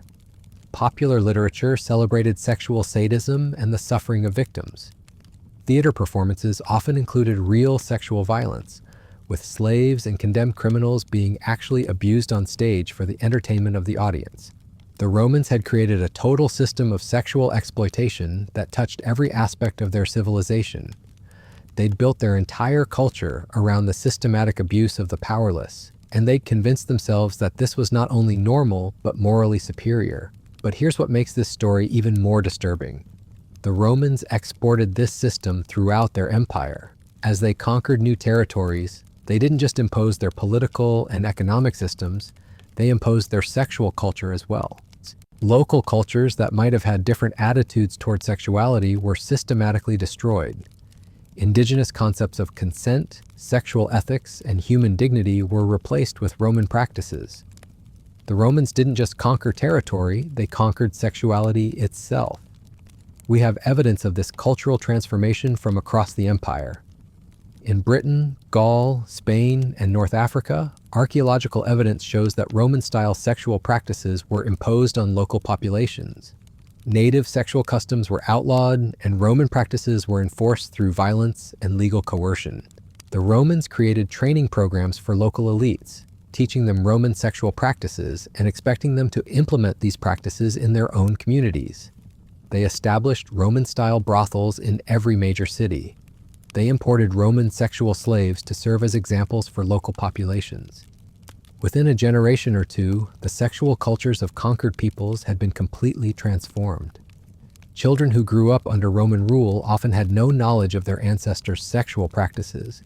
They'd been completely assimilated into the Roman system of sexual exploitation. This cultural destruction was so thorough that in many cases, we have no record of what pre-Roman sexual practices looked like. The Romans didn't just conquer these cultures, they erased them from history. But the Romans didn't just spread their sexual practices through conquest. They also spread them through trade, diplomacy, and cultural exchange. Roman merchants would bring Roman sexual practices to the cities they visited. Roman diplomats would expect to be provided with sexual services as part of their official duties. Roman cultural exports, like literature and art, would normalize Roman sexual practices in foreign courts. Over time, Roman sexual culture became the dominant model throughout the Mediterranean world and beyond. Even societies that were never conquered by Rome began to adopt Roman practices because they were seen as sophisticated and civilized. The Romans had created a form of sexual imperialism that was even more effective than their military conquests. They'd convinced much of the known world that their system of sexual exploitation was not only acceptable but desirable. And this brings us to one of the most important questions we can ask about Roman sexuality. How did this system finally begin to change? Because it did change, eventually. The sexual culture of late Rome was very different from the sexual culture of early Rome, and understanding that transformation can teach us something about how societies can recover from moral collapse. The answer is complicated, but it involves several factors working together over centuries. The rise of Christianity played a role, but so did economic changes, military pressures, and the gradual development of new ideas about human dignity and rights. But perhaps most importantly, the Roman system of sexual exploitation eventually began to collapse under its own weight. A society that had made cruelty its foundation couldn't sustain itself indefinitely. The psychological damage, the economic costs, and the social instability created by systematic sexual abuse eventually became too great for the empire to bear. The Romans had created a monster, and eventually that monster destroyed them. But that's a story for our next installment, where we'll explore how Roman sexual culture evolved during the empire's decline, and how the seeds of its transformation were planted in the very contradictions of the system itself. For now, I want you to sit with what we've discussed today because it's a lot to process. We've explored how emperors shaped sexual culture, how laws institutionalized sexual violence, and how an entire civilization became organized around the systematic abuse of the powerless. This isn't just ancient history. These are patterns that we can see in different forms throughout human history, and understanding them can help us recognize when our own societies are heading down dangerous paths. The Romans show us how quickly a society can normalize the unthinkable, how easily exploitation can become institutionalized, and how difficult it is to recover once you've lost your moral foundation. But they also show us that change is possible. Even the most entrenched systems of oppression can eventually be transformed. It takes time, courage, and the willingness to confront uncomfortable truths about ourselves and our societies. And that's why we study this history. Not to judge the past, but to learn from it, not to feel superior to our ancestors, but to understand our own capacity for both good and evil, and not to despair about human nature, but to commit ourselves to building societies that protect the vulnerable rather than exploiting them. In our next installment, we'll explore how Roman sexual culture began to change during the empire's decline, how Christianity and other factors contributed to that transformation, and what lessons we can learn from Rome's eventual recognition that their system was unsustainable. We'll also look at some of the individual stories of resistance and survival, because even in the darkest periods of Roman history, there were people who refused to accept that cruelty was inevitable. Their stories remind us that even in the most oppressive systems, the human spirit can find ways to resist and eventually triumph. So make sure you're subscribed and ready for the next part of this series, because we're going to dive even deeper into this complex and disturbing topic. And remember, understanding the darkness of the past is the first step toward ensuring it never happens again. The Romans thought they were building a civilization that would last forever. But in the end, their system of sexual exploitation became one of the primary reasons for their downfall. A society that had lost its ability to value human dignity was a society that had lost its ability to survive. And that's a lesson that every civilization, including our own, needs to remember. But the transformation of Roman sexual culture during the empire's decline reveals something even more disturbing about how deeply this system had penetrated the collective consciousness. As the empire began to crumble in the 3rd and 4th centuries AD, you might expect that people would question the sexual practices that had helped bring about their downfall. Instead, many Romans doubled down on their exploitation, as if increasing their cruelty could somehow restore their lost power. The period historians call the crisis of the 3rd century saw the empire fragment into competing factions, each trying to outdo the others in displays of sexual dominance. Military commanders would compete to see who could rape more civilians in conquered territories. Regional governors would establish increasingly elaborate systems of sexual tribute. Local officials would demand sexual services from citizens as payment for basic government services. What's truly chilling is that these practices were often justified as attempts to restore traditional Roman values. Leaders claimed that the empire had grown weak because Romans had become too soft, too compassionate, too willing to show mercy to the conquered. They argued that returning to the purer sexual practices of their ancestors would restore Rome's strength and glory. Emperor Maximinus Thrax, who ruled from 235 to 238 AD, issued what he called the Restoration Edict, which required all Roman citizens to participate in monthly sexual domination rituals. Citizens were required to publicly demonstrate their sexual prowess by abusing slaves, prostitutes, or captured enemies. Those who refused or showed insufficient enthusiasm could lose their citizenship or face execution. The edict included detailed descriptions of what kinds of sexual acts were considered sufficiently Roman and what kinds were considered evidence of foreign corruption. Citizens were encouraged to report neighbors who seemed reluctant to participate or who showed compassion toward their victims. One surviving account describes a public ceremony where hundreds of Roman citizens were required to sexually torture a group of captured Germanic prisoners. The ceremony lasted for days, with participants competing to devise the most creative forms of abuse. The account describes this as a glorious celebration of Roman virtue and praises the citizens' enthusiasm for traditional values. But here's what makes this even more disturbing. Many of the participants weren't enjoying themselves. Surviving private letters from this period describe citizens who were sickened by what they were required to do, but who participated anyway out of fear. They'd created a system where everyone was forced to become a monster in order to survive. One letter from a Roman merchant to his brother describes his experience at one of these ceremonies. "I vomited twice during the ritual, but I forced myself to continue. If I had shown weakness, they would have turned on me next. I dream of their screams every night, but I dare not speak of it to anyone." The brother's response reveals the psychological toll this system was taking on ordinary Romans. "We are all damned now. We have become the very barbarians we once conquered, but there is no escape. We must continue this madness or be destroyed by it." These weren't isolated incidents. The entire empire had become trapped in a cycle of escalating sexual violence, where each generation tried to prove its Roman identity by being more cruel than the last. They'd created a system that demanded ever-increasing levels of brutality just to maintain the status quo. But the most disturbing aspect of this period was how the Romans began to sexualize their own decline. As the empire crumbled around them, many Romans began to eroticize destruction itself. They developed sexual practices that were specifically designed to mirror the chaos and violence of their collapsing civilization. The cult of Terminus, which emerged during this period, centered around sexual rituals that were meant to represent the end of the world. Followers would engage in increasingly extreme sexual practices, believing that by destroying themselves sexually, they could somehow control or prevent the destruction of their empire. These rituals often involved the deliberate mutilation of sexual organs, the consumption of human flesh during sexual acts, and the sacrifice of children in sexual ceremonies. The cult grew rapidly, attracting followers from all levels of Roman society, including senators, military commanders, and even some emperors. Emperor Heliogabalus, who ruled from 218 to 222 AD, was a devoted follower of Terminus.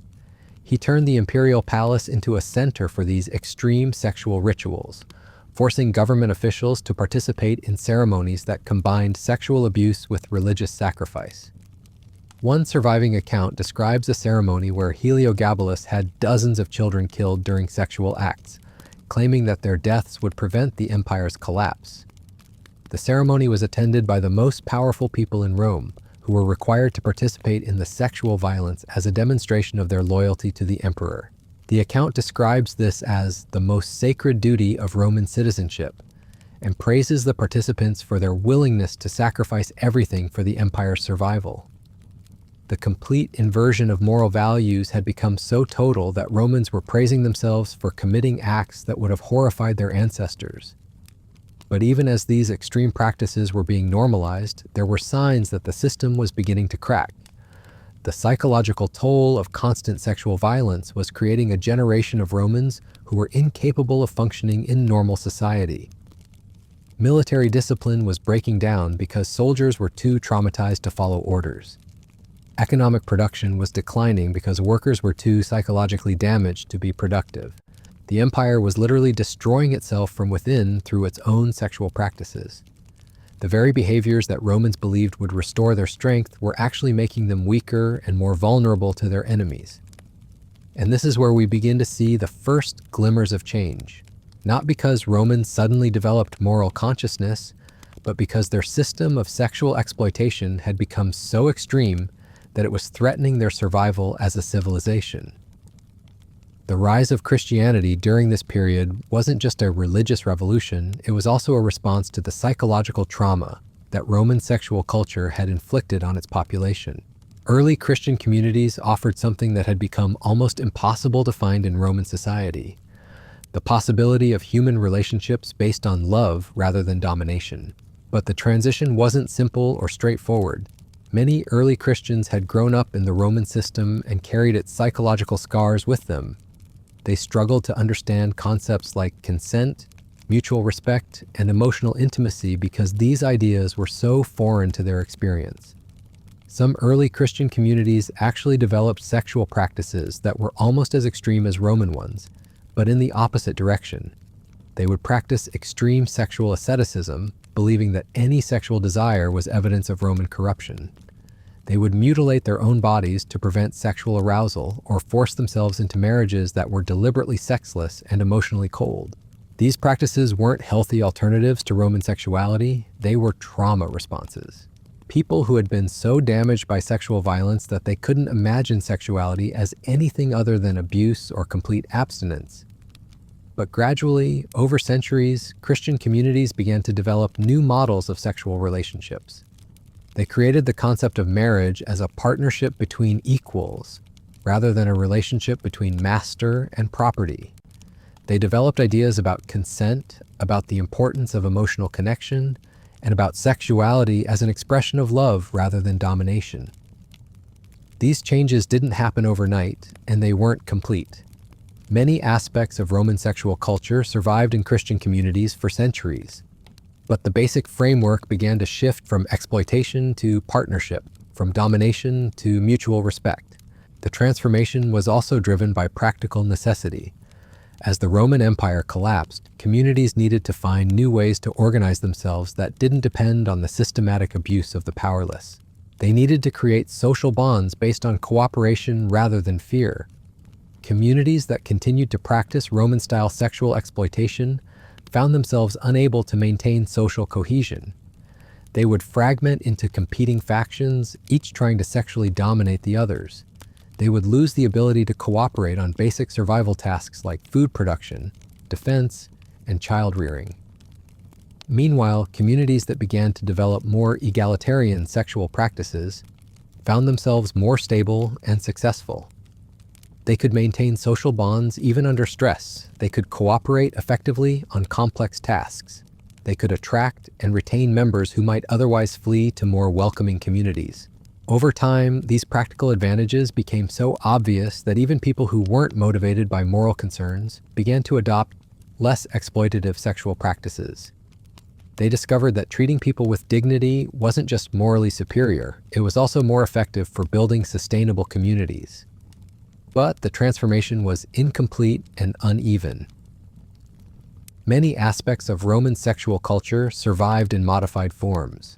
The idea that men should be sexually dominant persisted in Christian communities, just with new justifications. The sexual exploitation of the powerless continued, but it was hidden rather than celebrated. The psychological damage inflicted by centuries of sexual violence didn't disappear overnight.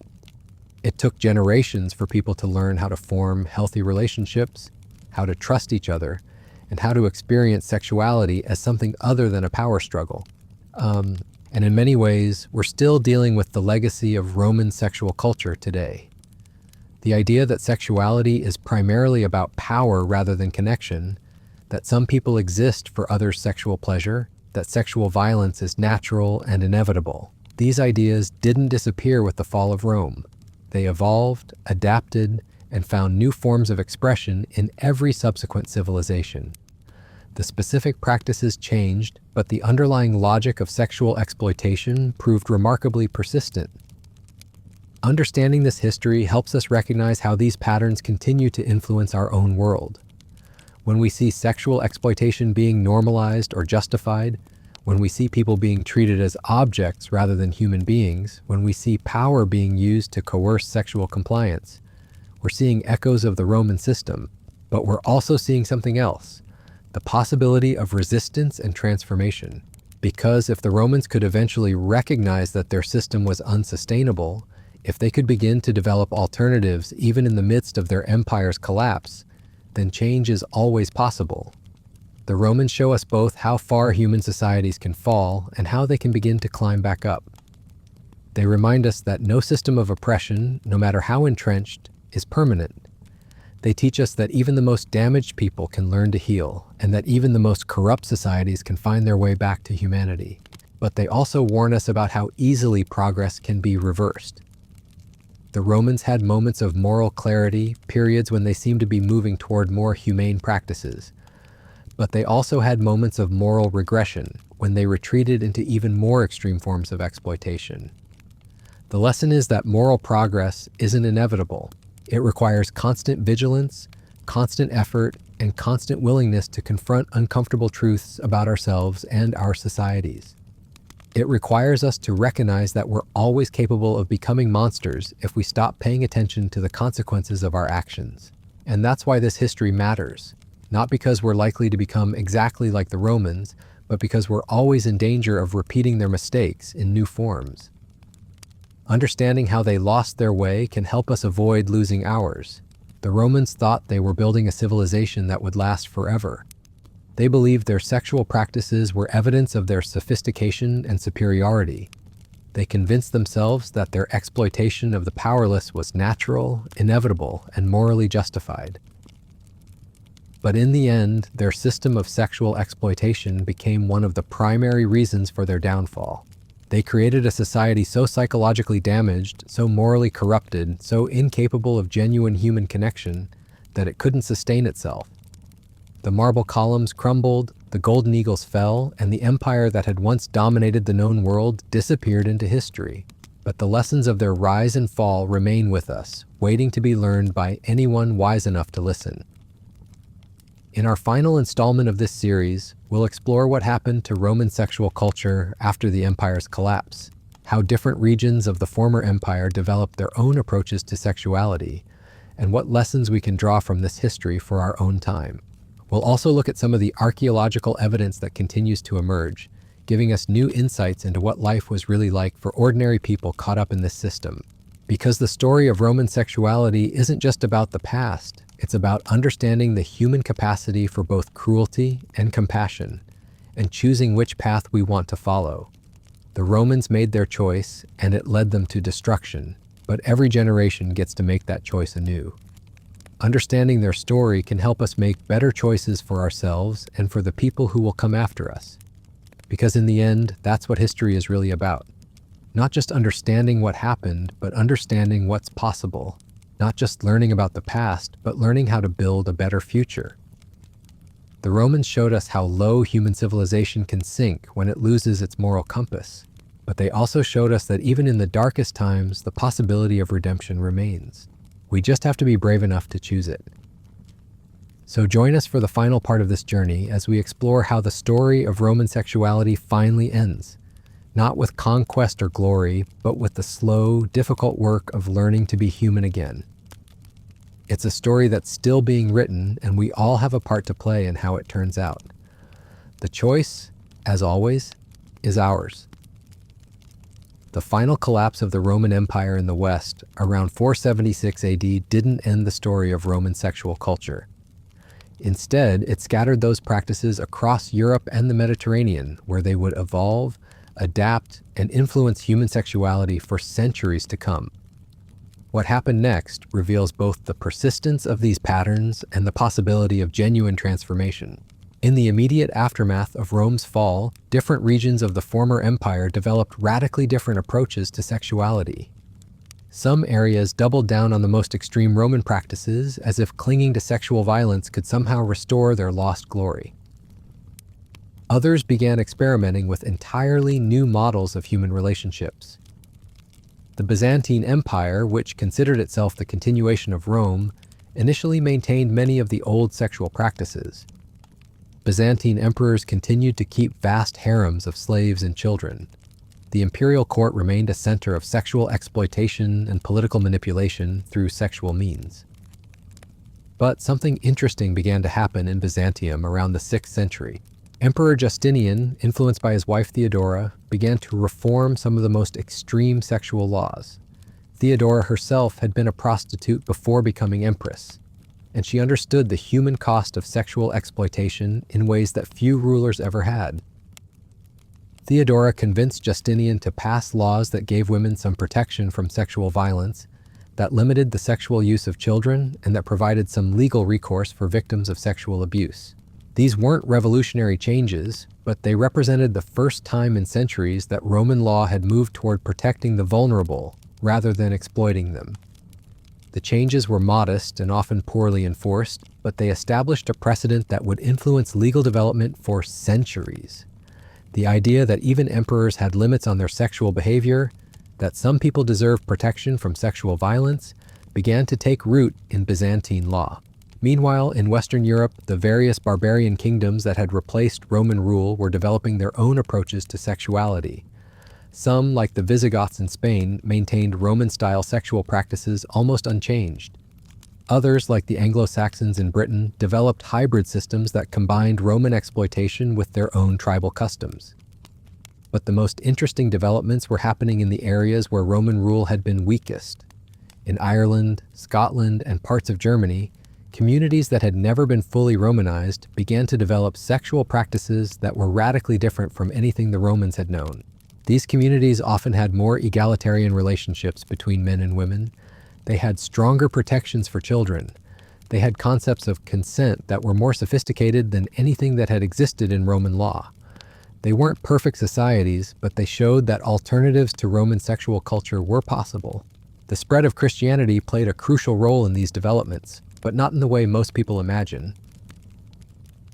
Early Christian communities weren't uniformly opposed to sexual pleasure or sexual expression. Instead, they were primarily concerned with ending sexual exploitation and violence.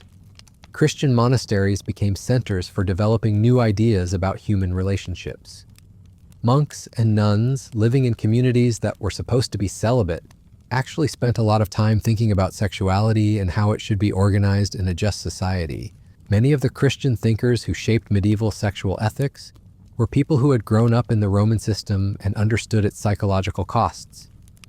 They weren't trying to eliminate sexuality, they were trying to heal the damage that Roman sexual culture had inflicted on human relationships. St. Augustine, for example, wrote extensively about sexuality and marriage. His ideas were heavily influenced by his own experience growing up in a Roman household where sexual exploitation was normal.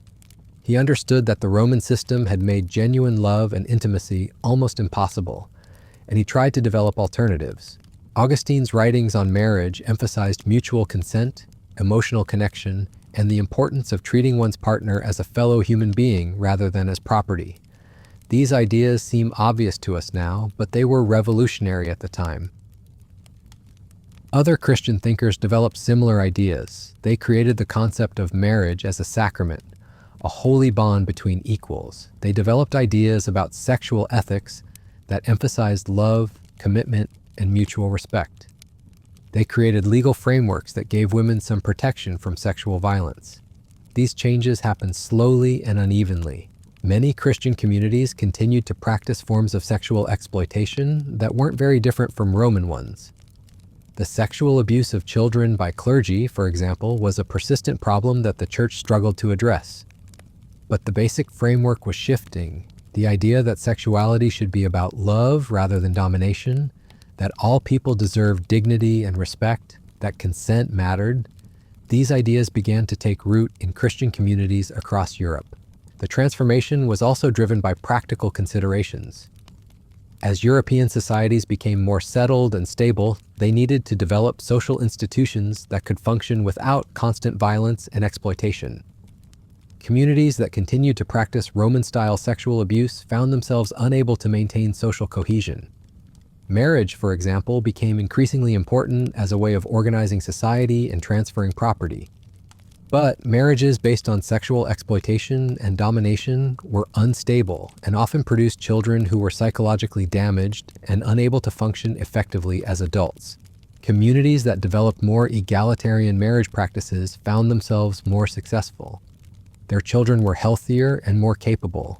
Their social bonds were stronger. Their economic production was more efficient. Over time, these practical advantages became so obvious that even people who weren't motivated by moral concerns began to adopt less exploitative practices. The medieval period saw the gradual development of new sexual norms that were very different from Roman ones. The ideal of courtly love, for example, emphasized emotional connection and mutual respect between men and women. The development of chivalric codes created expectations that men should protect women rather than exploit them. These changes weren't complete or universal. Medieval Europe was still a violent and often brutal place. Sexual exploitation continued in many forms. Women and children were still vulnerable to abuse.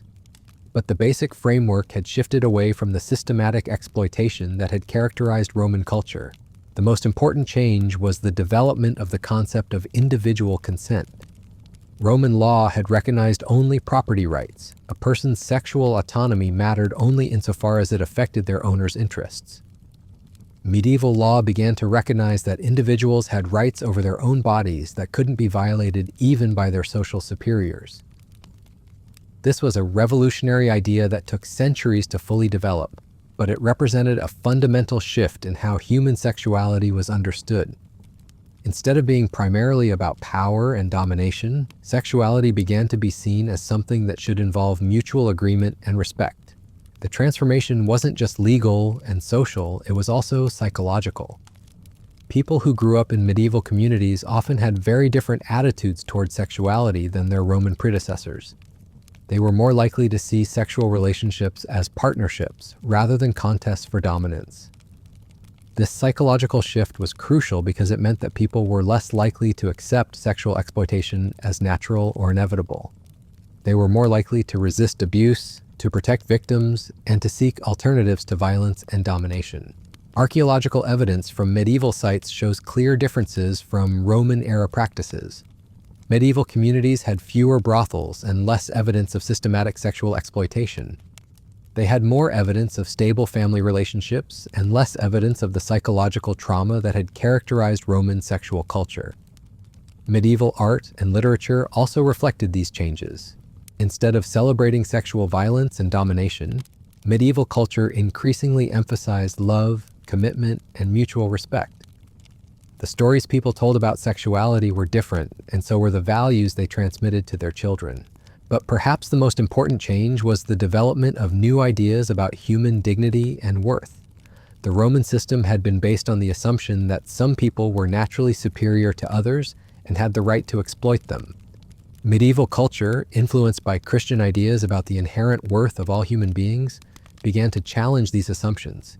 This didn't mean that medieval society was egalitarian or that exploitation disappeared, but it did mean that exploitation had to be justified rather than simply assumed. People began to develop moral frameworks that could be used to critique and resist sexual violence. The legacy of Roman sexual culture didn't disappear overnight. Many of its patterns persisted in modified forms throughout the medieval period and beyond. The idea that men should be sexually dominant, that women and children were vulnerable to exploitation, that sexuality was primarily about power. These ideas continued to influence human relationships for centuries. But the basic framework had shifted. Instead of a system based on systematic exploitation, medieval Europe began to develop systems based on mutual consent and respect. Instead of celebrating sexual violence, medieval culture increasingly condemned it. Instead of treating people as objects, medieval law began to recognize individual rights and dignity. The transformation was incomplete and uneven. Different regions developed different approaches. Some communities made more progress than others. Many aspects of Roman sexual culture survived in hidden or modified forms. But the direction of change was clear. Human sexuality was slowly being transformed from a system of exploitation into something that could be based on love, respect, and mutual consent. It was a process that would continue for centuries and that is still ongoing today. The story of Roman sexuality and its aftermath teaches us several important lessons. First, it shows us how quickly human societies can normalize even the most extreme forms of exploitation. The Romans didn't start out as monsters, they gradually developed practices that would have horrified their ancestors. Second, it shows us that no system of oppression, no matter how entrenched, is permanent. Even the most brutal practices can be challenged and eventually transformed. The Romans believed their sexual culture was natural and inevitable, but it proved to be neither. Third, it shows us that change is possible but not inevitable.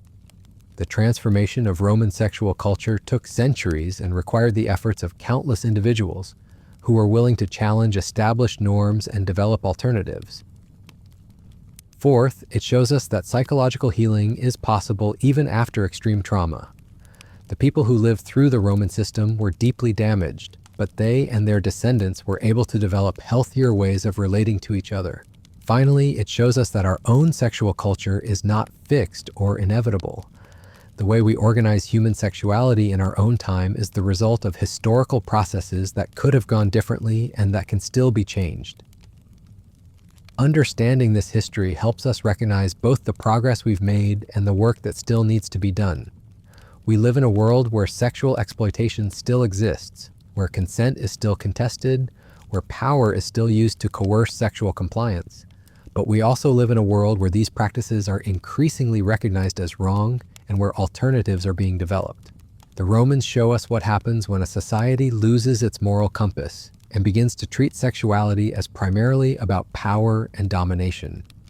But they also show us that even the most damaged societies can begin to heal if they're willing to confront their failures and develop alternatives. The choice, as always, is ours. We can continue to repeat the patterns of the past, or we can work to build something better. We can accept exploitation as inevitable, or we can commit ourselves to creating relationships based on love, respect, and mutual consent. The Romans made their choice, and it led them to destruction, but every generation gets to make that choice anew. Understanding their story can help us make better choices for ourselves and for the people who will come after us. Because in the end, that's what history is really about. Not just understanding what happened, but understanding what's possible. Not just learning about the past, but learning how to build a better future. The transformation of Roman sexual culture from systematic exploitation to something approaching human dignity took centuries and cost countless lives. But it happened. And if it could happen then, in a world without modern communication, education, or legal protections, it can happen again. The story of Roman sexuality is ultimately a story about human choices, about the capacity for both cruelty and compassion that exists within every society, about the possibility of redemption even in the darkest times, about the slow, difficult work of learning to treat each other with dignity and respect. It's a story that's still being written, and we all have a part to play in how it turns out. The Romans didn't just shape sexuality through law and culture, they created what we might call the world's first systematic approach to sexual education, though what they taught would horrify any modern parent.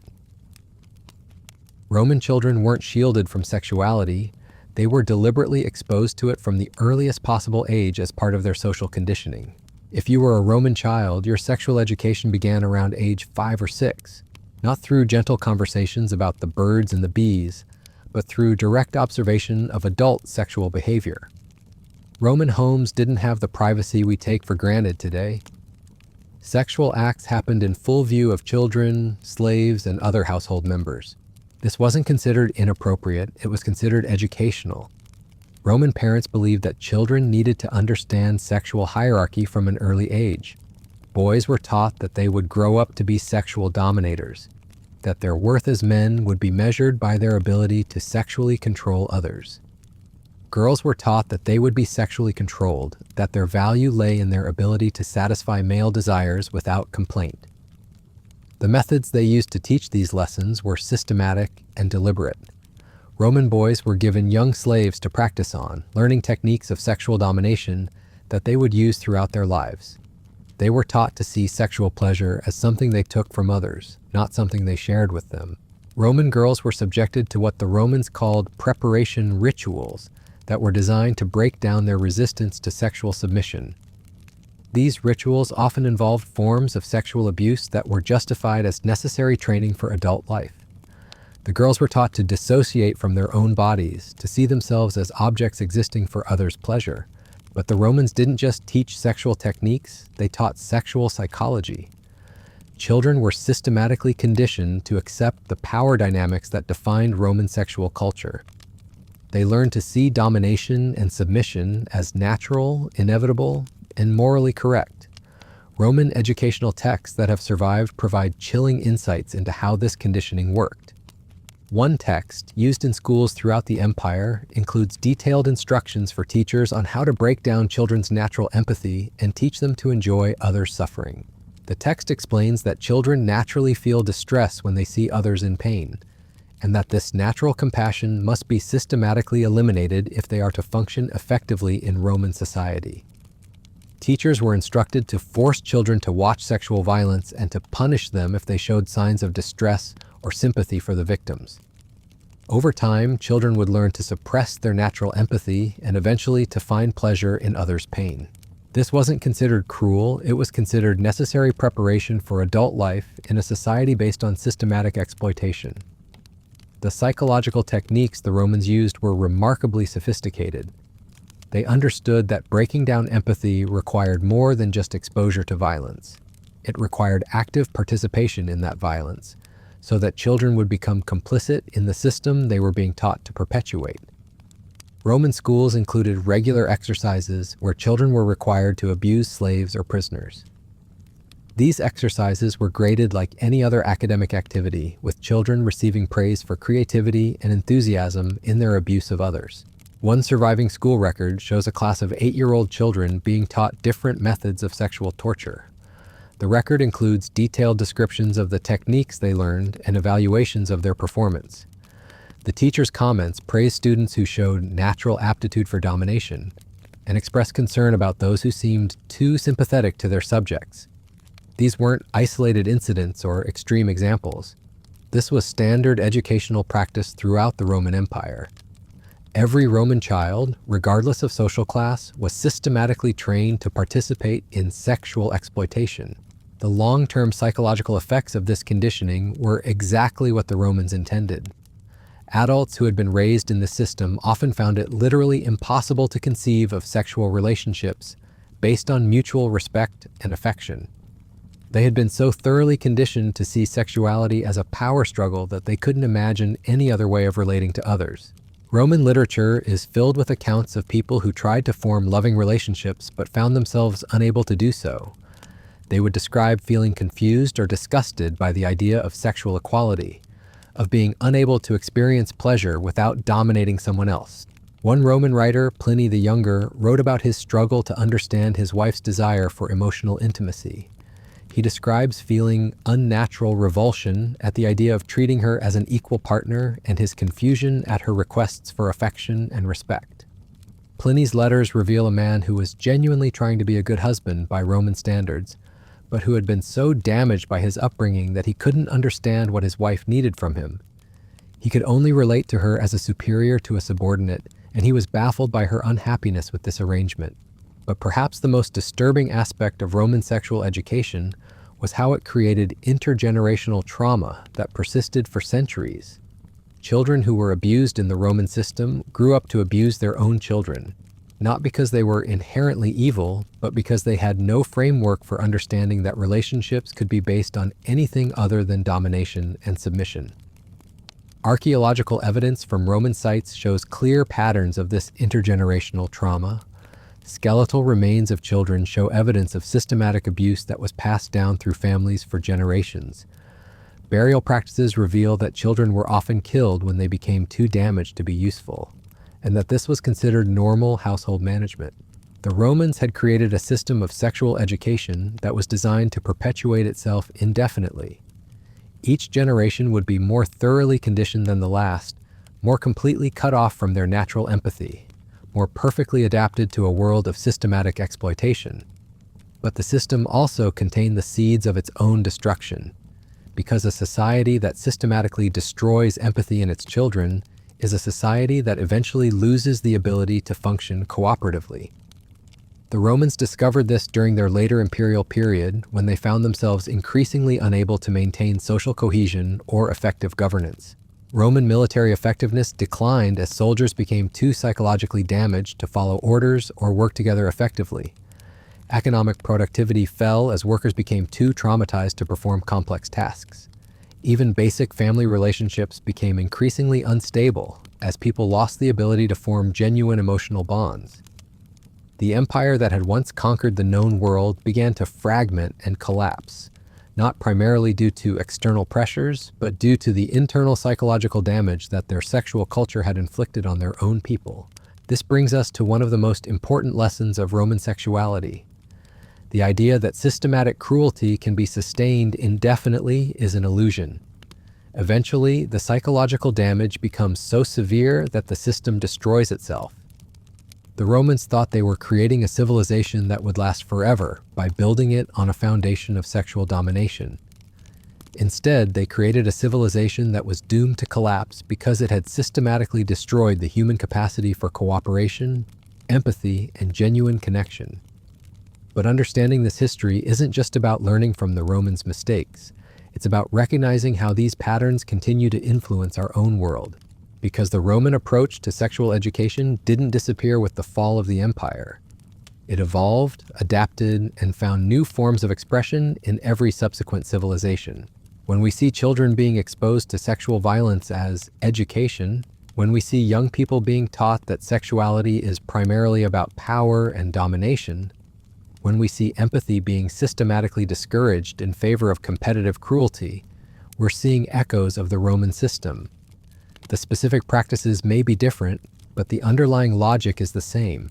The idea that children must be broken down and rebuilt according to adult desires, that natural empathy is a weakness to be eliminated, that sexuality is a tool of social control rather than an expression of human connection. Understanding the Roman example helps us recognize these patterns and resist them. It shows us what happens when societies lose sight of children's fundamental humanity and begin to treat them as objects to be shaped according to adult agendas. The Romans believed they were preparing their children for the real world by teaching them to be cruel and exploitative. But they were actually preparing them for a world that couldn't sustain itself because it had lost the capacity for genuine human relationship. The collapse of Roman civilization wasn't just a political or military failure. It was a psychological and moral failure that had its roots in how they treated their most vulnerable members. A society that systematically abuses its children is a society that has chosen to destroy its own future. And that's why this history matters today. Not because we're likely to replicate Roman practices exactly, but because we're always in danger of falling into similar patterns of treating children as objects, rather than as human beings deserving of protection and respect. The Romans show us both how far human cruelty can go and how it ultimately destroys the very people who practice it. They remind us that protecting children isn't just about kindness or morality, it's about survival. A civilization that fails to protect its most vulnerable members is a civilization that has chosen to die. But they also show us that change is possible. Even the most entrenched systems of abuse can be challenged and eventually transformed. The medieval period saw the gradual development of new ideas about childhood, about education, and about human dignity that represented a fundamental break with Roman practices. These changes didn't happen overnight, and they weren't complete, but they show us that human societies can learn from their mistakes and develop better ways of treating each other. The story of Roman sexuality is ultimately a story about choices, about the kind of society we want to create and the kind of people we want to be. The Romans made their choices, and those choices led them to destruction. But every generation gets to make those choices anew. Understanding their story can help us make better choices for ourselves and for the children who will inherit the world we create. Because in the end, that's what history is really about. Not just understanding what happened, but understanding what's possible. Not just learning about the past, but learning how to build a better future. The Romans thought they were building a civilization that would last forever, but they built it on a foundation of systematic cruelty that ultimately consumed them.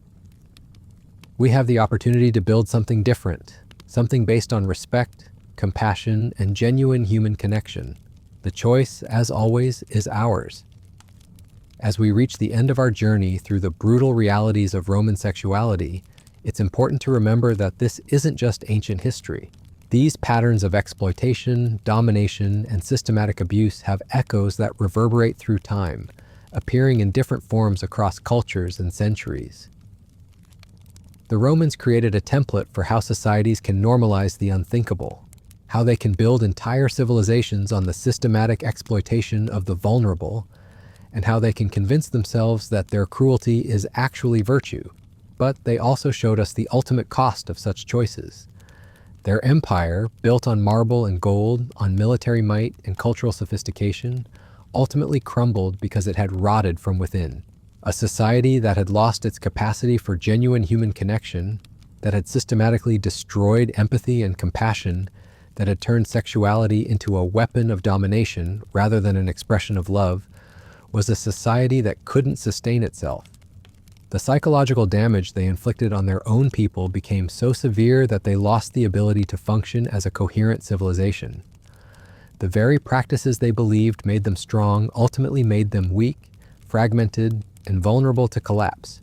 But the story doesn't end with Rome's fall. It continues in every society that faces the choice between protecting the vulnerable and exploiting them, between building relationships based on mutual respect and building them on domination and submission, between teaching children to be compassionate and teaching them to be cruel. We've seen how these patterns can persist across generations, how they can be rationalized and justified, how they can become so normalized that people stop seeing them as choices at all. But we've also seen that change is possible, that even the most entrenched systems can be challenged and transformed. The medieval period's gradual development of new ideas about human dignity, about consent, about the value of every individual life, shows us that societies can learn from their mistakes and choose different paths. The process is slow, difficult, and often incomplete, but it's possible. And that's the real lesson of Roman sexuality. Not that humans are inevitably cruel or that exploitation is natural and inevitable, but that we always have choices. We can choose to build societies that protect the vulnerable or ones that exploit them. We can choose to teach our children compassion or cruelty. We can choose to use our power to heal or to harm. The Romans made their choices, and we've seen where those choices led. Now it's our turn to choose. The patterns they established are still with us, still influencing how we think about sexuality, power, and human relationships. But we have the opportunity to choose differently. We can choose to build societies based on consent rather than coercion, on mutual respect rather than domination, on love rather than exploitation. We can choose to protect children rather than abuse them, to heal trauma rather than perpetuate it, to create connection rather than destroy it. The choice isn't always easy. The Roman patterns are deeply embedded in our culture and our psychology. But understanding this history gives us the tools to recognize these patterns and resist them. It shows us what's at stake when we fail to protect the vulnerable, and it reminds us that the costs of such failure are ultimately borne by everyone. The Romans thought they were building a civilization that would last forever, but they built it on a foundation that couldn't sustain itself. We have the opportunity to build something different, something that can endure because it's based on the best of human nature rather than the worst. The story of Roman sexuality is a warning about what happens when societies lose their moral compass. But it's also a reminder that we always have the power to choose a different path. The question isn't whether we're capable of cruelty or compassion, we're capable of both. The question is which one we choose to cultivate. As we close this exploration into one of history's darkest chapters, remember that understanding the past isn't just about satisfying curiosity, it's about learning how to build a better future. The Romans show us both the depths to which human societies can sink and the heights to which they can rise. The choice, as it always has been, is ours. If you found this deep dive into Roman sexuality as disturbing and enlightening as I hope you did, make sure you're subscribed for more unflinching looks at history's most challenging topics. And let me know in the comments what other dark corners of the past you'd like us to explore together, because understanding where we've been is the first step toward deciding where we want to go. And that's a journey we're all taking together, whether we realize it or not. Until next time, take care of yourselves and remember that the past doesn't have to be prologue. We get to write the next chapter, and it's up to us to make it better than the last.